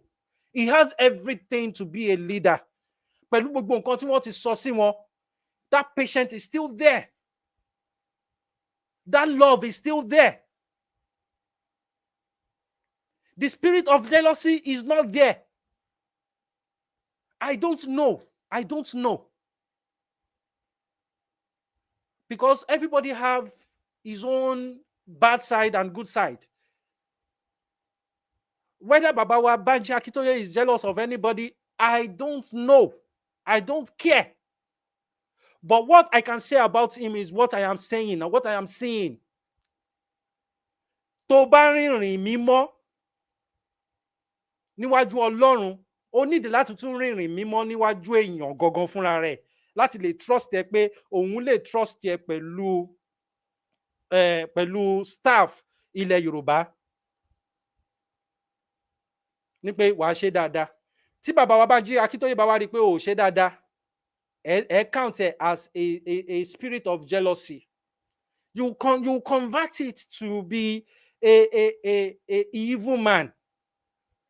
At his age, kí ló ń tún fẹ́ láyé? Ìyàwó wọn, màmá wa, màmá dáadáa, wọ́n ṣaláìsí. Àwa kan a dẹ̀ wà nínú group, a dẹ̀ ń condemn bàbá wa. Yorùbá. I am happy, I am grateful to be a Yoruba man. Because àwa ni ẹni àkọ́kọ́, nítorí ẹni ọgbọ́n wa ṣe wà multiple. We are too wise. Yoruba people are too wise. Ẹni tí ò lọ léèwé gan is too wise. Ẹni tó tún wá lọ léèwé is extremely wise.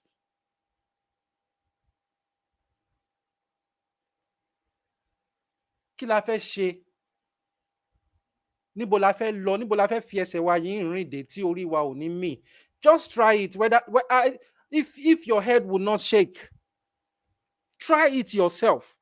And those people tí wọ́n send the voice note, bad voice notes on the social media, on WhatsApp, I will urge you, I will challenge you. Take your phone, for God's sake, for God's goodness. Take your phone, on your camera, and talk about Yoruba Nation. On your camera, let us see your face. Let us know that your lips ètè òkè yìí bí mo ṣe ń bá yín sọ̀rọ̀ nsìn ẹ máa mọ̀ pé yágbóyájú ló ń sọ̀rọ̀ because mo lè lo AI kí n fi copy voice bàbá wa Bánjí Akíntóyè kí n dẹ̀ fi kí n type message kí n dẹ̀ send ẹ̀ sínú gbogbo group kó máa wá já ìròyìn.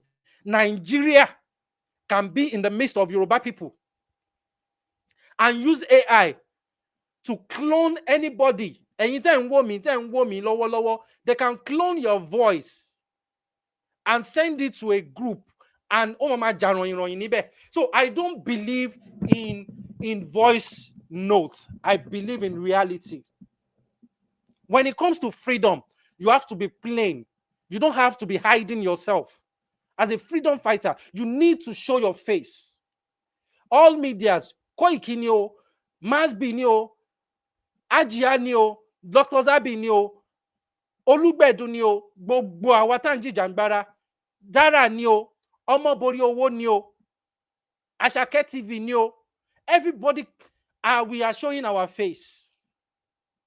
And you people are still condemning us for using our data to talk to Yoruba people. Yes, social media is meant for us to make money and contribute to Yoruba nation. But we, the media, we are not doing it. We are not doing it. If all media tí wọ́n ń sọ̀rọ̀ Yoruba nation, mo tún sọ lẹ́lẹ́kejì ni o, tí àwa media tá ń sọ̀rọ̀ nípa Yoruba nation, tí a bá mọ̀ pé à ń jìjàǹgbara lótìtọ́ lódodo pé ọ̀rọ̀ Yorùbá nation là ń sọ lórí program wa, ọ̀rọ̀ Yorùbá nation ló gbé wa ga, ọ̀rọ̀ Yorùbá nation ló jẹ́ ká ní gbogbo follower ta ní, ọ̀rọ̀ Yorùbá nation ló jẹ́ ká ní followers, ló jẹ́ ká ní subscribers, ló jẹ́ ká máa make tọrọ kọ́bọ̀ tá à ń make lórí ayélujára. Why can't we come together and be doing this contribution monthly and submit it to the central account of Yoruba Nation and see if action will not be taken, if whatever you are saying on your platform, tí wọ́n bá ná owó wa báṣubàṣu, àmọ́ bá ṣe suffer, àmọ́ bá ṣe ń pariwo, mo mọ bí tó ṣe gbẹ lẹ́nu mi bí mo ṣe ń bá yín sọ̀rọ̀ yìí. Money is not paper. Money is not paper. Paper is not money. Our idea, our knowledge, our time is our money. My money is my knowledge. My money is my services. It's not paper, ordinary paper. Paper is just a physical thing that can be converted to your knowledge, to your services. You are a bricklayer. You are a mechanic. I need to come and visit you with my car to use your knowledge to fix my car. And I give you paper.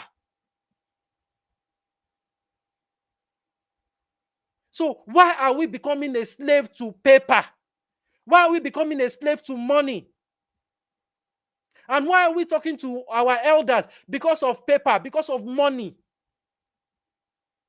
Why are we destroying them? Do you want them to die now?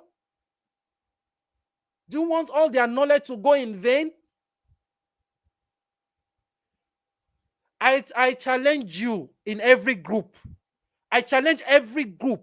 Those people who send them bad messages. You believe in Yoruba Nation, you have faith in Yoruba Nation, and you know that this Yoruba Nation is going to be actualized. Instead of sending a voice note, why don't you stay in front of camera and send a video instead of voice, instead of audio, so that I will believe that you are the one talking? Because I can clone your voice. I can clone anybody's voice in that group and use it to condemn that will put you in jail, in prison. I can use your voice to put you in prison with artificial intelligence, but I'm rather using my artificial intelligence to make money for myself, for Yoruba people. I'm actually using my artificial intelligence not to scam people, not to destroy people, not to condemn people. I've been matched before in Abuja. What if you had that orí mi ní ẹ̀mẹ́ta ọ̀tọ̀ọ̀tọ̀? I have my evidence on my Facebook account. 2010, February 15, 2010. I was dealt with in Abuja because I came from South West. to establish business in Abuja, they dealt with me. That you cannot come from South believing because you have money in South, you come to North. And meanwhile, North is not part of South. Middle belt near Abuja. Abuja is not part of North. Middle belt near Abuja. Middle belt near Abuja. Abuja is not North. But what he claim what he mú sọ́wọ́, àwọn ajagunbalẹ̀, àwọn Fúlàní tá à ń sọ yìí náà ni, gbogbo àwọn tó wá attack mi nínú ọ́fíìsì mi, they are not different. Fúlàní ni wọ́n. They machete me, they cut my hand, hostage ọwọ́ yìí ní specialist hospital ní Gwagwalada. I would have been a dead man by now. But because I have something in me, I have a story to share. I have people to put light in their darkness. Like we all are doing as a Yoruba people. We are fighting for the future of our people. We are fighting for them. Baba wa Banji Akintoye is fighting for the brightness of Yoruba people. Chief Sunday Igboho is fighting for the brightness of Yoruba people, for the light to shine. And we accomplish ourselves. We are assembling ourselves in one group, trying to destroy and condemn. If you destroy, they will destroy you tomorrow. If you condemn anybody, they will still condemn you tomorrow. Whatever you do today, they will do it back to you in 100 folds. Instead of us to think, take tank, let us think, let us strategize. Yoruba nation is not something that we have achieved before. We have never fight for self-determination before in the history of Yoruba. Nothing like that. We don't have history in self-determination. We have no history. But Biafra have history. Biafra people have history. So whatever they are doing today is due to the history, their experience, what they suffer for. Táwọn ọmọ Yíbò, it get to an extent, wọ́n bẹ̀rẹ̀ sí ní jẹ ara wọn. Àwọn ọmọ Yíbò bẹ̀rẹ̀ sí ní oníkálùkù ń ṣe ojúlalá kan fi ń ṣọ́rí nílẹ̀ Yíbò ní táìmù yẹn ni. Biafra war. Ojúlalá kan fi ń ṣọ́rí ni ọmọ ìyá ẹ̀ rẹ́dì láti jẹ. Nítorí ebi, tí ebi bá wọnú kò sí nǹkan kan, kò sọ̀rọ̀ míì tó lè wọ̀. We are talking about using modern farming, modern farming, farm. Wọ́n kan jókòó sínú group kan, wọ́n condemn ọmọ Yorùbá ẹgbẹ́ ara wọn. Instead of you to come with solution and submit it and do video, let us see you. If you are sure of yourself that you believe in Yoruba nation, do a video. Let us see that your lips ọ̀rọ̀ ẹnu ẹ̀ ó ètè àtòkè ó ń kanra wọn. Ọ̀rọ̀ inú ẹ̀ nǹkan tó ń sọ ó bá fídíò tá à ń wò ó bá mú. A máa mọ̀ bóyá AI ló fi ṣe fídíò yẹn, a tún máa mọ̀ bóyá AI ló fi ṣe audio yẹn. So I don't fucking care. I don't care about the audios. I don't care. I will advise Chief Sunday Igboho. I will advise Baba wa Banji Akintoye. Don't listen to any audio because they can use AI to clone people's voice and play it for you just to destabilize you, sir. Just to set you back. Just to discourage you. That is what they are meant for. They are being paid for it. They are a slave to money. But we that believe in Yoruba nation, we are not a slave to money. So let us work. Let us use our intellectual property to make money for Yoruba nation. Òun ni mo tún ṣe gbé ọ̀rọ̀ crypto tí n bá fẹ́ tó bá yẹ pé mi ò nífẹ̀ẹ́ kí á jìjàgbara. I am nobody in Nigeria, but I will be somebody in Yoruba nation.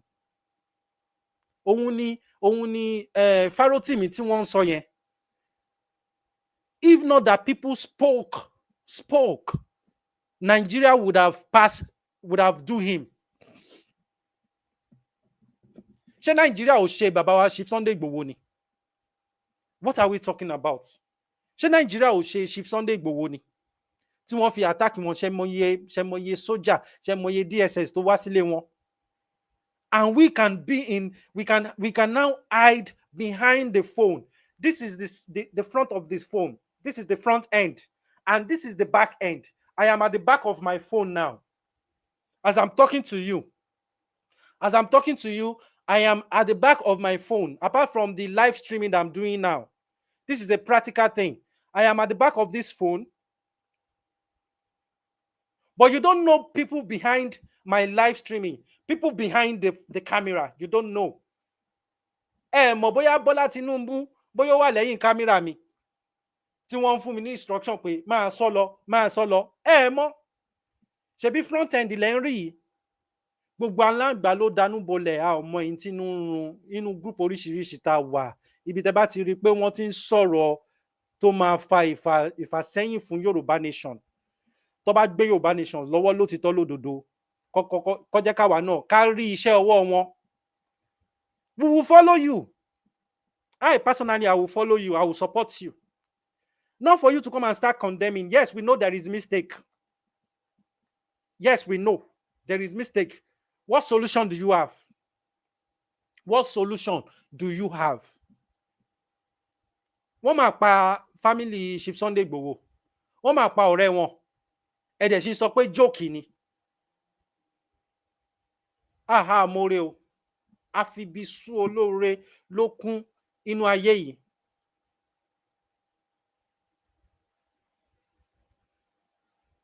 Àfibisú olóore ló kún ilé ayé.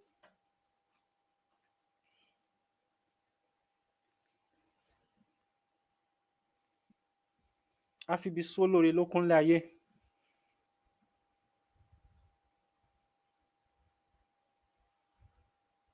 Àfibisú olóore ló kún gbogbo ilé ayé.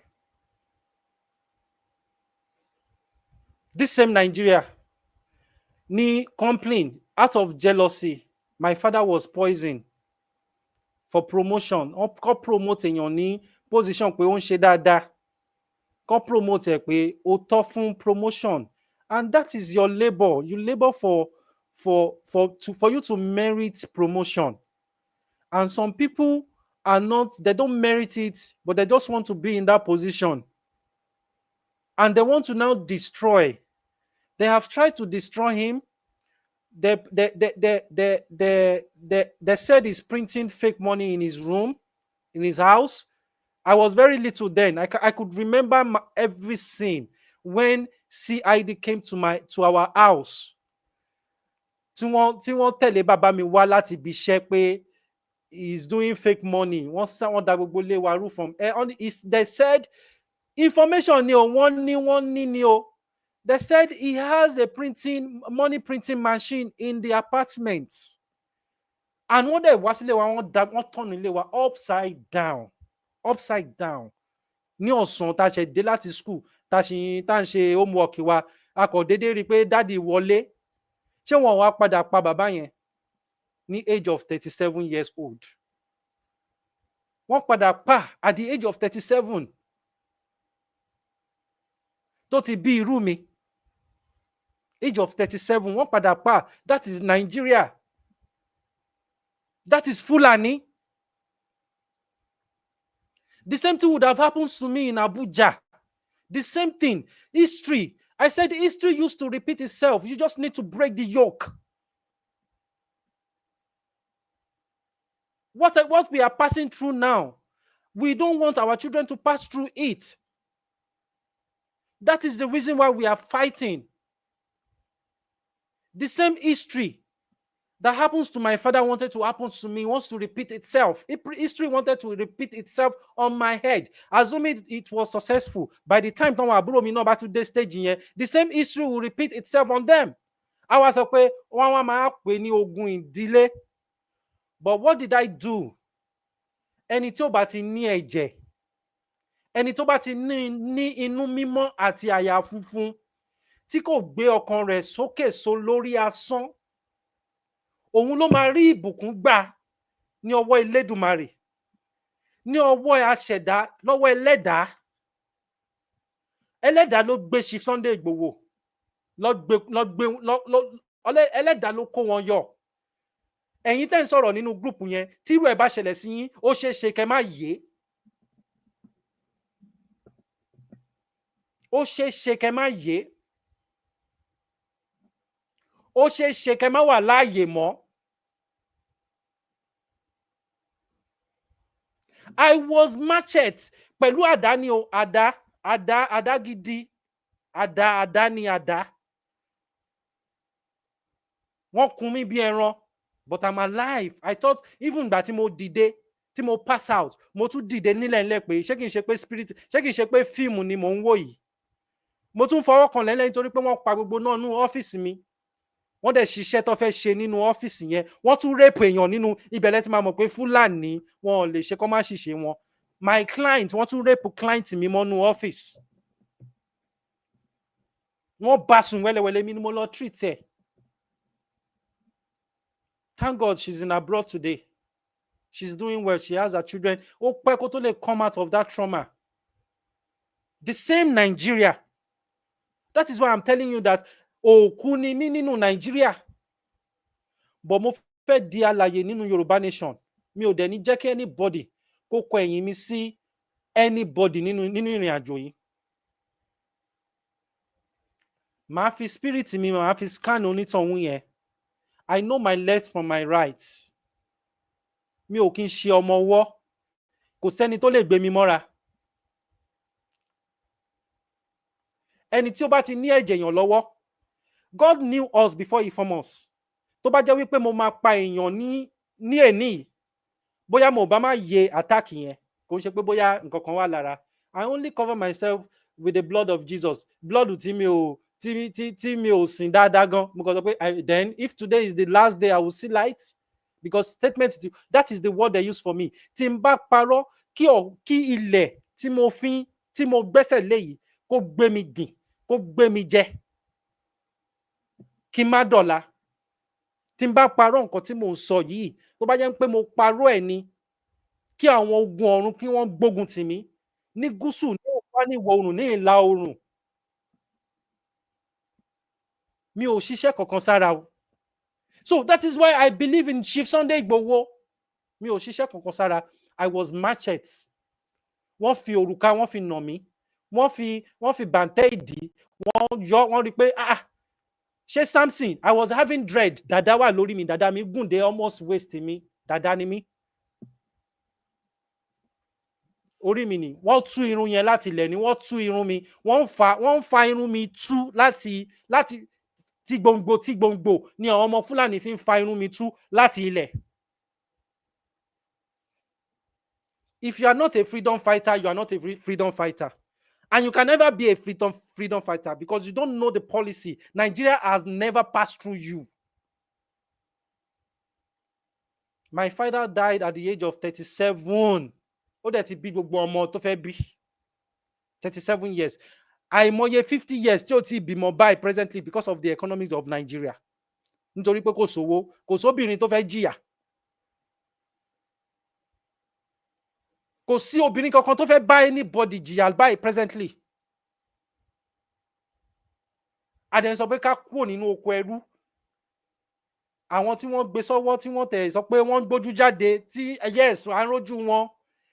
Tí wọ́n bá gba owó, ẹ fi wọ́n lẹ̀ pẹ̀lú owó yẹn. They will become a slave to that money. Let us focus. Let us continue to focus and believe in them. Because if you don't believe in them, you can never believe in yourself.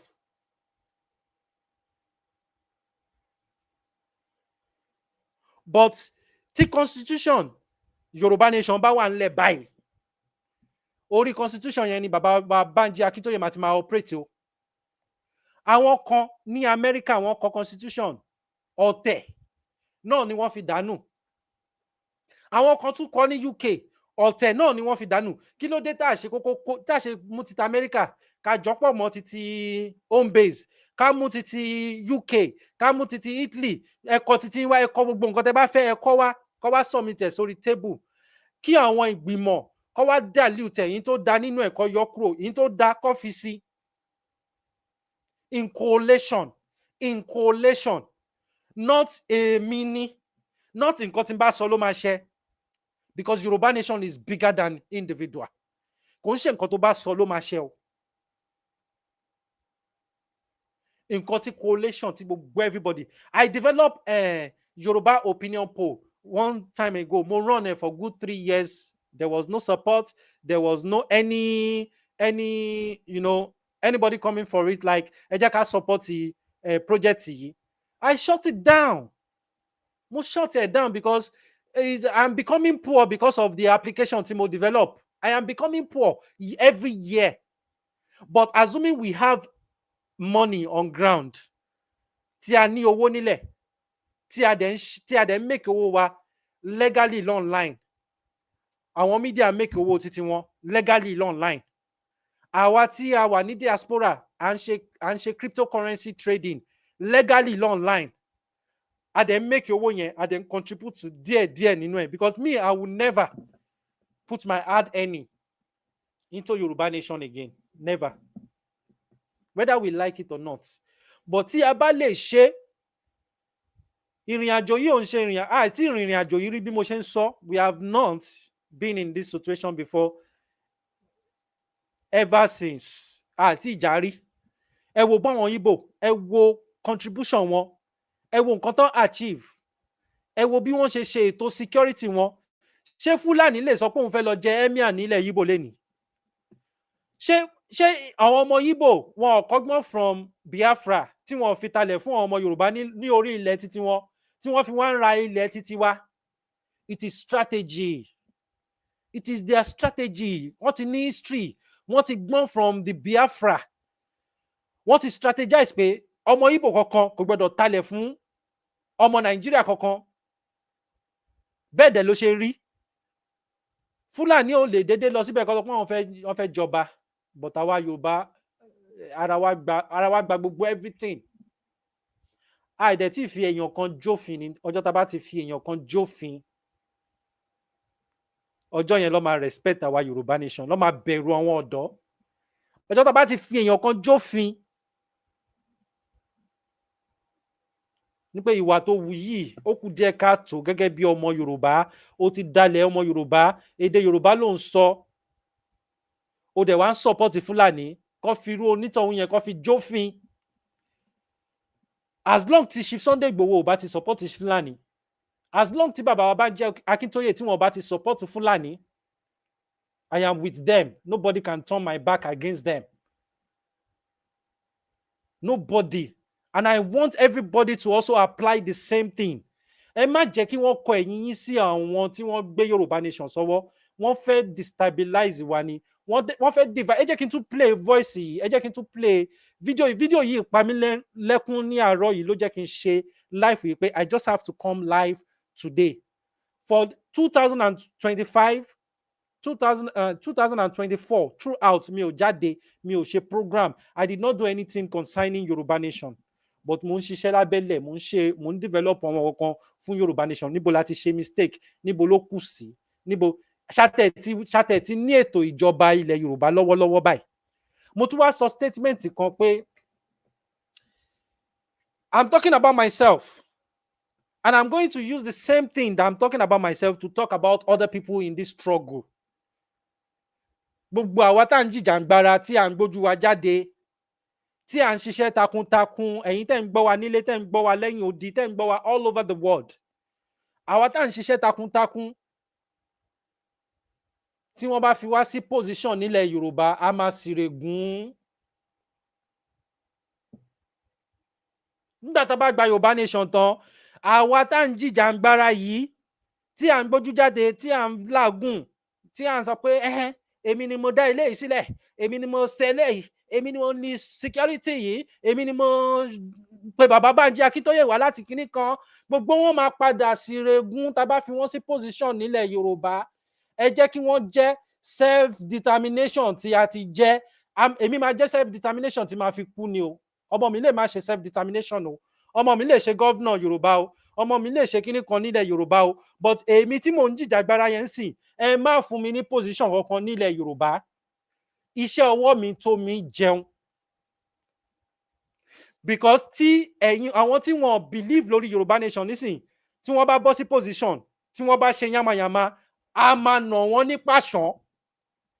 Irú nǹkan tó yẹ ká dúró fún nìyẹn. Irú nǹkan tó yẹ ká dúró fún òun nìyẹn. The spirit in us is fighting for self-determination. The blood is mixed with self-determination. my attitude, my response to anybody, even to my wife, I talk with self-determination and self-esteem. I'm always on fire, like my body is on fire whenever I talk to people. Tí n bá ń lọ, tí n bá pàdé àwọn Arab, I talk with self-determination with them. Tí mo fi wálé yìí o. Arab gba o Arab lọ́yà Arab ni o lọ́yà ní ìlú Dubai ó gba owó lọ́yà ni o mo pè pé kó bá mi ṣe dọ́kúmẹ́ǹtì kan ó dẹ̀ gba owó lọ́wọ́ mi nothing less than 9,000 dirham, that's almost 9 million now, more than 9 million 9 million kéèyàn gba 9 million lọ́wọ́ yín ní owó títí wọn o ó dẹ̀ gbà kò dẹ̀ ṣiṣẹ́ tí mo gbé fún kò ṣe o lọ́yà kí ló dé gbogbo history yẹn wà lọ́wọ́ mi gbogbo receipt gbogbo everything wà lọ́wọ́ mi nílé. I will not talk for talking sake because whatever I say on social media can still be held against me in the future, can still be held against my children even tẹ́mi bá ti filẹ̀ ṣaṣọ bora. Bàbá ẹ sọ báyìí sí bàbá báyìí sí ẹni báyìí bàbá mi bàbá ẹ ó sọ̀rọ̀ sí Àkàlàmàgbò ní ọdún 2025 ṣé àwọn ọmọ Àkàlàmàgbò àtàwọn ọmọ tèmi wọn ní dọ́tà? So whatever I say, I have evidence. I don't just come to social media and start blabbing. I'm an IT person. I dilute information before I say it out. But ṣe ń live nínú Yorùbá world media nìyẹn. Ìgbà tí ó bá tọ́ láti jáde ní jáde. But tó bá tọ́ fún Yorùbá world media láti jáde, a máa jáde, individual náà á tún jáde ní àyè títí wọn. Ẹ máa mọ blogger yàtọ̀ sí media ìjàngbara. So therefore, àwa tá wà nínú struggle yìí tí wọ́n bá ẹ jẹ́ kí n fi case study, ẹ jẹ́ n fi Koiki ṣe example. Èmi àti Koiki pàdí mi ni o, a máa ń jà gan-an ni. A máa ń jà. Èmi àti ẹ máa ń jà. Tá bá dẹ̀ ti jà, ibẹ̀ náà ló parí sí. Nǹkan tó ń pè lọ́kùnrin nìyẹn. Nǹkan tó ń pè ní self determination nìyẹn. A máa tẹ̀ síra wa lójú, but not in public. Ẹ má jẹ́ ká máa gbéra wa síta bí ọmọ ọjọ́ mẹ́jọ. Not in public. Ẹ lè gbọ́ kí Koiki sọ pé Mr. Lamid yágbóyájú kò ní dáa fún àwọn tí wọn ò kọ́ nílé, tí wọn ò fi omi ẹ̀tọ́, tí wọn ò fún wọn lómi ẹ̀tọ́ mu. Àwọn lẹ máa rí táwọn máa búra wọn ní orí social media in the name of Yoruba nation.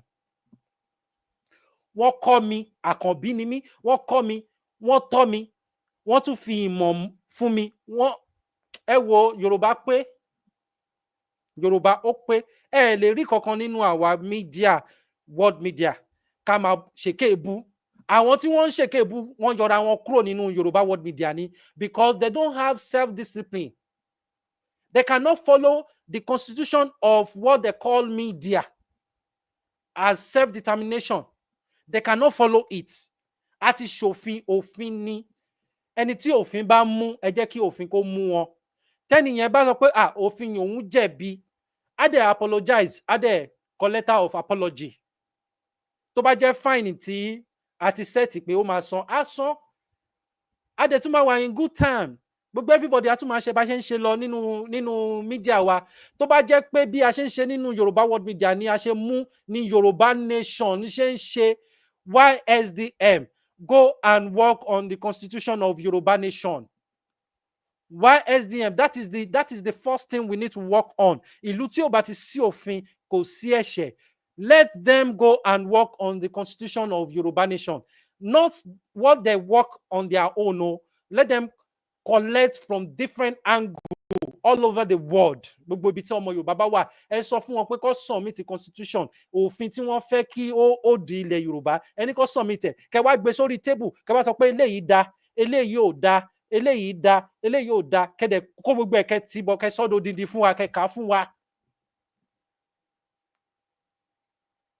Tẹ́ bá ṣe léyìí, ẹ rí i pé ọ̀rọ̀ wa máa níyanjú.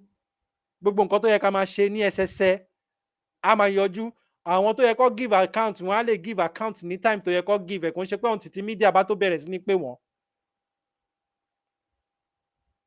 ẹ̀gbọ́n audio yìí again mo ti play several times nǹkan tó gbé mi jáde gangan lélẹ̀ and láti sìn lọ máa máa ṣe ètò ìdánilẹ́kọ̀ọ́ nípa ọ̀rọ̀ bí a ṣe lè build ara wa bí a ṣe lè ranra wa lọ́wọ́ pẹ̀lú ọ̀rọ̀ orí ayélujára yìí ẹni tí ò bá ní tó $300 kò ń ṣe pé $300 yẹn ẹ fẹ́ kó fún mi o ẹ máa fi open account fúnra yín ni orúkọ yín ló máa wà ń bẹ̀ id yín lẹ máa fi verify ẹ̀ lórí forex trade. My own is to put you through and be faithful to Yorùbá Nation pé ní oṣooṣù tí n bá ti withdraw profit mi màá donate iye báyìí sí Central Bank of sí Yorùbá crypto funding account tí gbogbo wa yìí máa máa rí lórí ayélujára tí màá máa fi wọ̀n wá pé we have this balance of dollar in our cryptocurrency. We have this balance of dollar in our cryptocurrency. And tí a bá pé 2,000 people tí ó ń ṣe, for example, mo fi ṣàpẹẹrẹ ní o, for example, ní oṣooṣù tí èèyàn kankan tí ó ń ṣe forex trade yìí tó bá earn $100 kò lè ní lára láti sọ pé ẹ jẹ́ kí n yọ $5 kúrò nínú $100 yìí kó fi sínú central account cryptocurrency wa kó submit ẹ̀ sí kó dá síbẹ̀. History dem máa wà ń bẹ̀, history, all the history of how people donated money to the account will be there. Ẹ jẹ́ ká lo technology ká fi mójútó ọ̀rọ̀ ilẹ̀ Yorùbá. Eléyìí need analog mọ́. Let us use something that will be seen, that can be seen on big screen. Tí wọ́n bá ń bẹ̀rẹ̀ sí ní analyze it, we'll be able to see it, how it works, how we earn the money. Mo ti trade lọ́sàn yìí nísìn, ó tún di alẹ́ by 7 o'clock Yorùbá time. Màá tún trade another one by 7 o'clock. Ẹ̀ẹ̀mejì péré ni mò ń trade lójúmọ́. Greediness is not good. Ẹni tó bá wà greedy tó bá ń ṣerú owó ló máa lose owó online. Ẹni tó bá ti ṣerú owó ló máa lose owó online. But tí o bá ti ṣerú owó tó follow instruction bí a bá ṣe òfin ẹ̀, because gbogbo nǹkan ló ní òfin. Owó gan ní rules. Owó tí ẹ bá follow rules and regulation of money ó máa fi yín sílẹ̀. Follow rules and regulation of money ní Yorùbá Nation. Ó ti tó àsìkò láti kọ rules and regulation for money in Yorùbá Nation ká dẹ̀ fi ṣiṣẹ́. Tó bá jẹ́ ọdún yìí lọ́lọ́run máa gbàdúrà wa, kọ́lọ́run gbàdúrà wa. But tí a bá mọ̀ pé a ní owó nínú àkáǹtì ọkàn wa máa balẹ̀ pé tí nǹkan bá ṣẹlẹ̀ nílẹ̀ Yorùbá a máa ní food bank. Tí nǹkan bá ṣẹlẹ̀ nílẹ̀ Yorùbá ebi ò ní pa àwọn ìran wa. Ẹ jẹ́ ká fi titi Biafra kọ́gbọ́n. Oúnjẹ ló jẹ́ kó submit ara wọn back to Nigeria. Wọ́n change owó, wọ́n change gbogbo ẹ̀ mọ́ wọn lọ́wọ́. Àti ní rúbà titi wa. Bí a ṣe fẹ́ operate ẹ̀, bí a ṣe fẹ́ fi value lórí rúbà wa, òun ló máa jẹ́ kí owó yẹn ní value. Nígbà tówó yẹn bá ti ní value tí wọ́n lè ná ní online láti fi shop, láti fi ṣe nǹkan nílẹ̀ Yorùbá, ó máa ní value, but a lè ní physical money nísìn. It's going to be a tracing kíní tí a bá sọ pé a print owó Yorùbá sílẹ̀. But ẹ jẹ́ ká bẹ̀rẹ̀ sí ní lo digital money wa ní òtítọ́ ní òdodo. Mo ní ẹni tí ó jẹ́ wípé ní orí ruba.cash, lórí ruba.cash tí èmi yágbóyájú tí mo develop pẹ̀lú partner mi tá develop tí mo fẹ́ dárúkọ wọn. Àwọn èèyàn ra cryptocurrency. In fact, Omeyan rà, owó Omeyan nísìn, ó rà ní èlò 10,000 bí 12,000 ló rà nígbà yẹn. But ìgbà tí wọ́n máa withdraw, tí ẹni yẹn máa withdraw, ó withdraw nothing less than 26,000 naira. Ó fi 11,000 bí 12,000 ó fi ra rúbà ní orí platform wa. Ìgbà tó dẹ̀ máa gbà ó fi gbà. Kò ń ṣe pé bóyá a fi ṣe investment, dọ́là ló lọ sókè. Dọ́là lọ sókè ni. So tí dọ́là bá dẹ̀ ti lọ sókè, owó Yorùbá Nation náà lọ sókè nìyẹn. So òun ni mo yẹ sọ fún gbogbo wa pé ká lọ ra owó Russia, ká lọ rà sílẹ̀, ká ní app yẹn lọ́wọ́, ká tọ́jú ẹ̀ síbẹ̀. That app is well secured. You can just buy it gradually. Tẹ́ bá ṣe ń make owó lórí forex trade, kẹ́ tún máa lọ rà yẹn náà sẹ́gbẹ́ kan. Kẹ́ wá wo nǹkan tó máa ṣẹlẹ̀ in the next few years to come. Pẹ̀lú nǹkan tí mo ń rí yìí o, tí ó ń bọ̀ yìí, because I'm a 90 person, tó ń bọ̀ yìí, àti ṣe forecast a fẹ́ ṣe lórí ọ̀rọ̀ owó all over the world. Owó Russia, ẹni tó bá lè rà nísìn Ruby ló ń pè, just like Ruby ẹ lọ rà, máa send ẹni tó bá ti chat mi ẹ message mi lórí phone lórí WhatsApp, máa fi nọ́mbà mi sí once again, ẹ message mi lórí WhatsApp pé ẹ fẹ́ darapọ̀ nǹkan kan bẹ́ẹ̀ yẹn, ẹ̀yin náà fẹ́ ṣe crypto, ẹ fẹ́ invest, ẹ fẹ́ trade on your own account, but the policy of the AI, you must definitely have $300. mo ń sọ sílẹ̀ ni, ẹni tó bá ní $300 ló lè ṣe AI yẹn, but tí o bá wá ní $300 tó trust èmi yágbóyájù ní pé o ní bóyá 100 ni àbí 50 ló ní, send it to me, I will trade from my own personal account and build it for you to 300. Then àìṣẹ̀ṣẹ̀ wá lọ tẹ́ bá ti wá gba 300 yẹn lẹ́ṣẹ̀ṣẹ̀ máa lọ ṣí account yín láti continue láti máa lo AI fi trade lọ, máa wá kọ́ yín bẹ́ẹ̀ ṣe máa ṣe. But tí ẹ bá ní tó yẹn, torí gbogbo ọwọ́ yìí, all fingers are not equal, but àwọn tó wà ní diaspora wọ́n lè trade, a lè rí 2,000 people from diaspora, tí diaspora 2,000 people tí wọ́n bá contribute $5 in a month, we have $10,000 ní central account ilẹ̀ Yorùbá, $10,000 without any struggle, without begging anybody for money.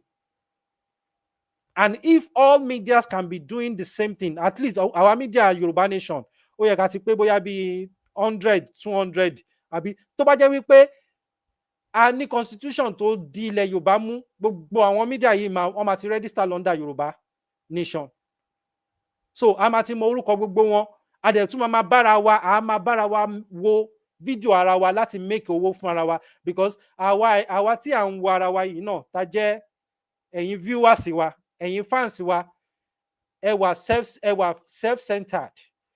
Is either kó jẹ́ pé favourite yín ni ẹni báyìí, èèyàn báyìí wá ń ṣe program nítorí pé kò kì í ṣe favourite yín, ẹ mọ̀ pé ẹ tún fi ń ranra yín náà lọ́wọ́, ẹ fi ń ran ẹni yẹn lọ́wọ́, ẹ tún fi ń ran ilẹ̀ Yorùbá lọ́wọ́ ni, by viewing, by watching, and by liking, by subscribing.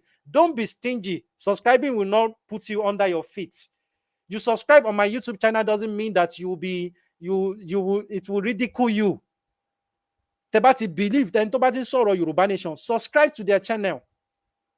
So if all medias can be contributing $5 every month in coalition, in love, in unity, láì ní bara wa jẹ́, láì ní sọ̀rọ̀ ọ̀rọ̀ ara wa láì dá, láì ní a máa tẹra wa lẹ́sẹ̀, but tí a bá ń sọ̀rọ̀ nínú ìkọ̀kọ̀, ẹ má jẹ́ ká máa gbé ọ̀rọ̀ ara wa sí àgbáyé, ká máa gbọ́rọ̀ ara wa síta.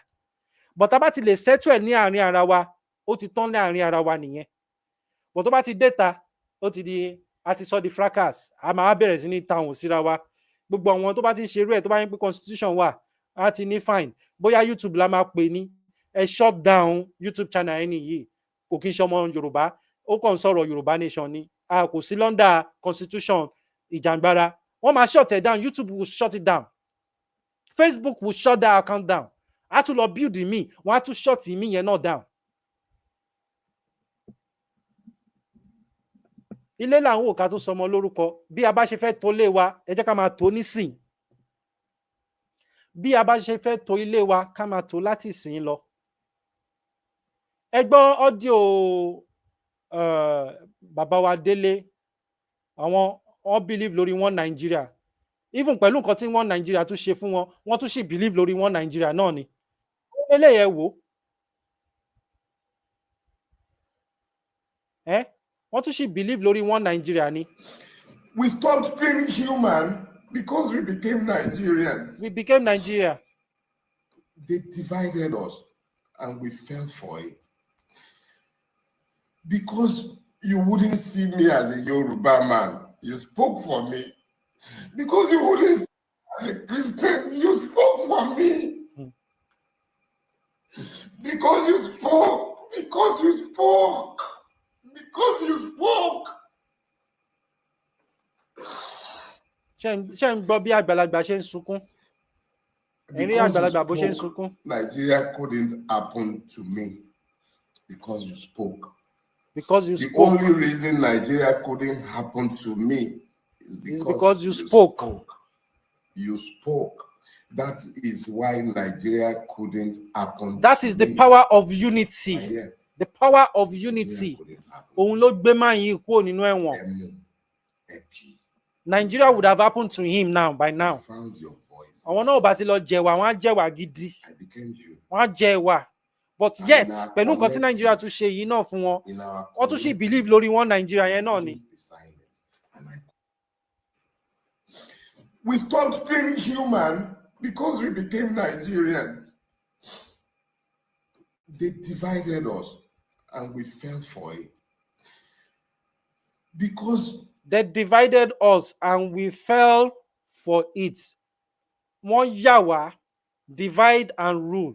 Wọ́n yà wá, gbogbo wa dẹ̀ fall fún. Nínú Yorùbá nation nísìn, àwọn kan fẹ́ yà wá, àwọn kan dẹ̀ ń fall sínú ẹ̀. Wọ́n ní kẹ́ lọ ti ọwọ́ bọ inú iná, ẹ dẹ̀ wò pé inú iná lẹ̀ ń lọ yìí. Ẹ̀yin náà dẹ̀ lọ ti ọwọ́ bọ inú iná yẹn. 100%, out of 100%, 99% of our problem, self-problem ni mo sọ, 99 of our self-problem is caused by us, not by the devil, not by the Satan. Wọ́n ní iṣẹ́ èṣù, èṣù báwo, èṣù ló sọ pé kẹ́lẹ́ tọwọ́ bọnú ná. You have two things in your heart. The voice that will lead you to success and the voice that will lead you to destruction. It now depends on how you digest the both side. You digest it and send it to your brain. Let your brain work on it and send it back to your transmission. Oh, my transmit. It's only when you cannot transmit the voice of success and the voice of destruction. If you cannot transit it to know which one to follow, let me fall victim to whatever. Wọ́n ti set èmi up ní Dubai pẹ̀lú obìnrin láti France tí obìnrin yẹn ń dìdì tó ń dìdì bọ̀rẹ̀ sí wò lórí WhatsApp tó ń fi ìwòwò wọn mí lórí pé à ń jìjàǹgbara ilẹ̀ Yorùbá o. I love you, I love you, I love you, I love you. Ó ti dé ọ̀rọ̀ à ń bọ́ra wa sí wòwò. Ìwọ náà bọ́ra ẹ sí wòwò. Ọgbọ́n, mo fi ọgbọ́n ṣe é. Mo fi ọgbọ́n ṣe kí ni? Mo fi ọgbọ́n ṣe é. Nítorí náà, tí ó bá ṣe pé mo fi ọgbọ́n ṣe ni, wọ́n á ti post ìwòwò mi, mi ò ní lè sọ̀rọ̀ kankan. Wọ́n wá sọ pé èmi náà ti jẹ kíní kan, mi ò lè sọ̀rọ̀ mọ́. Ọ̀rọ̀ bí ọ̀nà bí location 419 ṣe máa shut individual down ni wọ́n wà. Ṣé mọ̀ ni? Ẹni tó bá wá ní ọgbọ́n ìmọ̀ àti òye ló máa overcome every problem tó máa wá nínú ìjàngbara yìí. If you have the wisdom, tẹ́mi náà bá gọ̀, tẹ́mi náà sáré lọ ṣe kí ni tí mo ń show pé did you see me in the bathing room? You see? Fi pọ́nrán ẹ̀ fi wọ̀n mí. Èmi náà lọ gbé pọ́nrán, máa lọ gbé sí kámẹ́rà. Mo sọ pé ọ̀gbẹ́ni, I cannot do it. Who send you? Ó jápa ni. It's like you are sent to disarm me. They send you to come and disarm me, àbí? Ó jápa fún mi ni. France ló gbé, ó fi mọ́tò, ó fi wọ̀n mí, ó fi apartment ẹ̀, ó fi wọ̀n mí, ó fi gbogbo nǹkan mèremère tí ó lè wọ ọkùnrin lójú, ó fi wọ̀n mí, but I did not fall for it. Why? Because I am not a slave to money. Money should be a slave to me. I'm the one to send money to places. I'm the one to send money to different locations. I'm the one to transit money to different. If money did not come to me, money is useless because I will not be able to send money message. It's a spiritual thing. It's a powerful word and it's powerful ideology that I have ever since I was born. Never to be a slave to money. I have never been a slave to money, and that is the reason why no money. If you like, spend 1 billion on my head, I will tell you that my life cannot be bought by that money. My life is too expensive than that money. Because if I'm not alive today, you will not bring that kind of money. You will not propose that kind of project with me. You will process it with another person. Títorí pé àwa láàyè la ṣe ń destroy ara wa now. And when you destroy another person, you destroy yourself. You destroy yourself.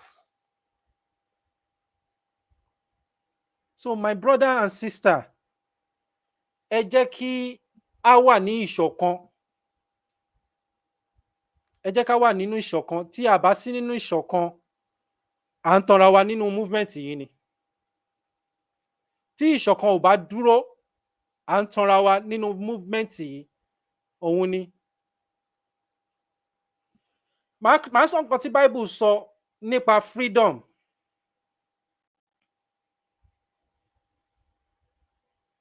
Ẹ jẹ́ kí n wá Bible mi jáde, mò ń bọ̀. Mò ń bọ̀, mi ò tí dé. The Bible. And the Bible say,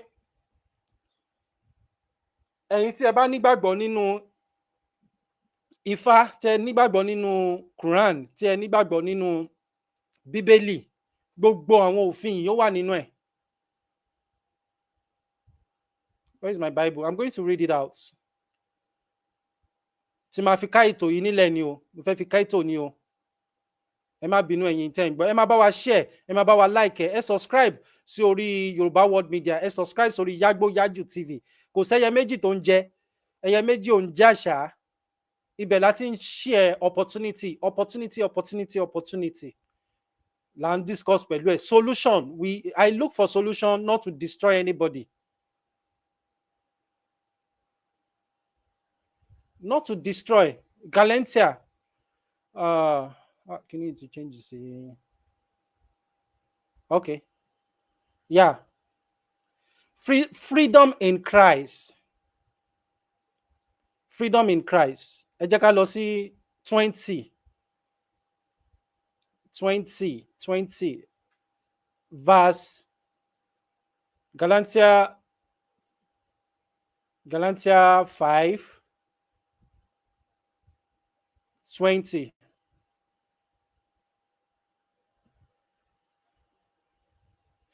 From 19, sorry.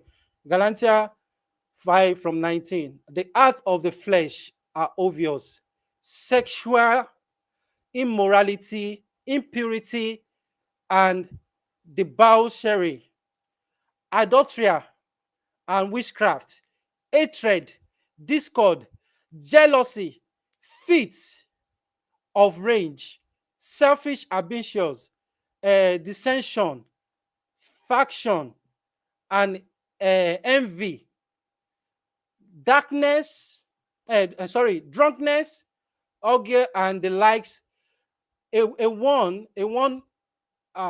you, sorry, mi ò rí bẹ́ẹ̀ dáadáa. Ẹ jẹ́ ń jẹ́ kó tóbi, ojú tí ń dojú àgbà. As I did before, that those who live like this will not inherit the kingdom of God. But the fruits, but the fruit of the Spirit, is love under the freedom. But the fruit of the Spirit, that's 22. But the fruit of the Spirit is love, joy, peace, forbearance, kindness, goodness, faithfulness, gentleness, and self-control. Against such things there is no law. Against such things, that's love, joy, peace, kindness, goodness, faithfulness, gentleness, and self-control. Against all this, there is no law. Nínú ìjàngbara, mo ti rí ibi tí bàbá wa Bánjí Akíntóyè tí wọ́n ti practice love, joy, peace, kindness, goodness, faithfulness, gentleness, and self-control. Self-control in the sense that gbogbo ọ̀rọ̀ kùgbákùgbé tí wọ́n ti ń sọ fún bàbá wa Bánjí Akíntóyè láti day one till now, bàbá ò tí lose guide o. The same thing applies to Chief Sunday Igboho. Wọ́n lose guide o. It takes the thing of the Spirit to understand the things of the freedom, of what they call freedom. Self-control. self control. Bàbá wa Bánjí Akíntóyè ní lọ́wọ́, wọ́n ní self control. Chief Sunday Igboho ní lọ́wọ́, wọ́n ní self control. Pẹ̀lú àwọn àgbààgbà míì tí a ò rí lórí ayélujára, wọ́n ní self control. So to be a leader, you must have a self control. Kò ń ṣe bí òkun bá ṣe wú rúru ni wọ́n ṣe máa wá rúru. So therefore, ẹ̀yin èèyàn wa, ẹ jẹ́ ká wà nínú ìfẹ́, ẹ jẹ́ ká wà nínú ayọ̀ àti àlàáfíà, ká má jẹ ẹsẹ̀ ara wa. True unity òun ló lè jẹ́ ká dé ilẹ̀ ìlérí. Unity ló lè jẹ́ ká dé ilẹ̀ ìlérí. Tí kò bá sí unity, wàláhì à ń tanra wa. But kí unity tó dé, nǹkan tó máa jẹ́ kí unity wà. And tẹ́ bá dẹ̀ wò all over the world, football ló máa ń jẹ́ kí unity wà o. But when there is constitution of a land, of an organization, of any business you are doing in life, even in your home, there must be a law that will guide your children. Do not do this. Don't do this. If you do this, it will result to this. Simple as ABC, law. Let us set our home. Let us correct our home. Let us correct ourselves. The spirit of jealousy, send it away. Rather, when God is using somebody, ask God for the same grace. Appreciate the person that God is using, so that God can appreciate you for appreciating that person. Because when you appreciate that person, you are appreciating God in him or her. But if you've jealous that person, the spirit that will promote you from minimum to maximum will be far away. Nǹkan tó yẹ kó rìn ní ọdún kan, wàá máa wá rìn ní ọdún mẹ́wàá, just because of one particular thing, the spirit of enviness and jealousy. Instead tó yẹ ká ṣe the needful. Kí ni problem wa gangan? Kò sí law, kò sí òfin tí ìlànà wa yìí ń tẹ̀lé nípa ìjàngbara. Ẹ ṣé gan tí ẹ darapọ̀ mọ́ ètò yìí. A máa fi eléyìí ṣe àṣelọ. Kò wá ní jẹ́ ìgbẹ̀yìn fún wa ní agbára Ọlọ́run. Gbogbo ẹ̀yin tẹ́ darapọ̀ mọ́ mi ní orí Yorùbá World Media. Thank you for joining. Orúkọ ti tèmi kò yí padà. Ní orí Yagboyaju TV, inú mi dùn láti come back to life, and kò sí ìṣòro kankan tó lè borí ọmọ Yorùbá o. Ẹ má jẹ́ kí ìṣòro. A trial time will come. Trial time will come. I want to go into another spirit. The trial time will come. Know how to deal with it. Jesus Christ said we should pray for daily bread, not tomorrow bread, yo. Today, conquer today before you deal with tomorrow. You must definitely conquer today. So, tí wọ́n bá ta ìpá sí ẹ ní èní, ta ìpá sí wọn padà. Kí ìpá yẹn má bàa continue ní ọjọ́ kejì. But deal with today and conquer today. Once it's 12 a.m. in the morning, ní òru, ẹ ti conquer ìní nìyẹn. Now you cannot ask for today's bread. Jesus Christ is very wise for using that word, that give us our daily bread. Kò sọ pé tomorrow bread. Daily, you must get today's bread first before tomorrow. Daily. Tomorrow too is daily. Another tomorrow is daily. So deal with today before you deal with tomorrow. Let us deal with what we have on ground now. Let YSDM, the umbrella body of Yoruba Nation, give us a constitution that is guiding Yoruba Nation, and the one that will guide the government of Yoruba Nation. Let that structure be on ground, and let us start doing something something that will be unbearable for government of Nigeria in our community, like street light, infrastructure. I said single-handedly, one person that was trading went to a community, ibi tó ti school, ibi tó ti jáde, ibi tó ti ka primary square. Ó lọ síbẹ̀, ó tún gbogbo roof bẹ̀ ṣe, ó sọ the modern school, ó sọ the modern school. School ìjọba ni o, he turned it to a modern school. He went and collected the necessary documents, and he went there in his name. He furnished everything, both the chair, both everything. The same cryptocurrency trading òun ló fi ṣe. I have the video, I have the evidence. I will show you on my channel whenever I come out again. Thank you for joining. Agbọ̀rọ̀ kágbọ̀n afẹ́fẹ́ ló ń kó lọ. Ẹ má bínú pé mo gba time yín. God bless us. God bless Yoruba Nation. Yoruba Nation must come to reality. Yoruba Nation la fẹ́. Tí ó bá ti sí Yoruba Nation, kò sí Nàìjíríà. Nàìjíríà, ẹ jẹ́ kí Nàìjíríà kó dúró.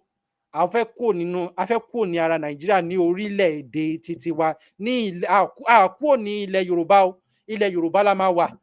Because pé ilé tó lọ, ilé wo là ń lọ? Ilé wa náà la wà yìí. A fẹ́ kúrò lára constitution Nàìjíríà. Okùn tó so wá pọ̀, chain tó dà wá pọ̀, a fẹ́ pín, a fẹ́ já, ká já yamayama, ká túra wa sílẹ̀.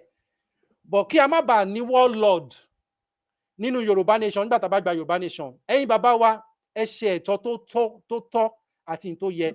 Gbogbo self security, gbogbo èmi ni mo ní security kan, èmi ni mo ní eléyìí. Ẹ bá gbogbo wọn pọ̀, kẹ́kọ̀ọ́ constitution against them.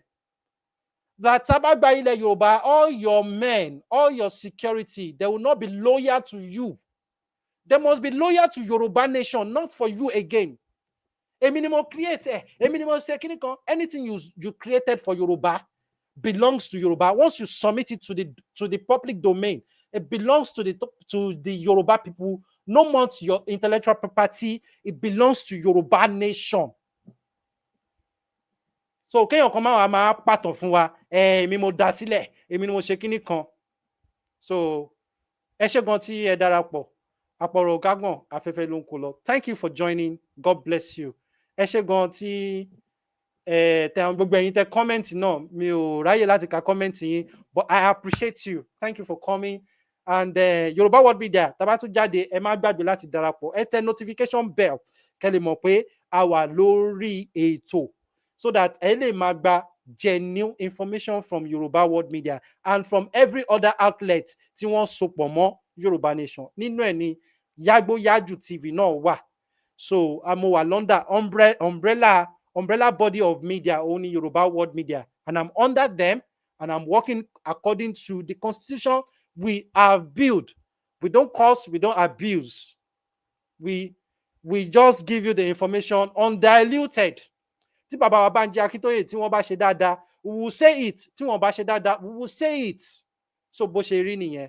Ẹ ṣé gan. Ó dàbọ̀ for now. See you on the next one. Bye for now.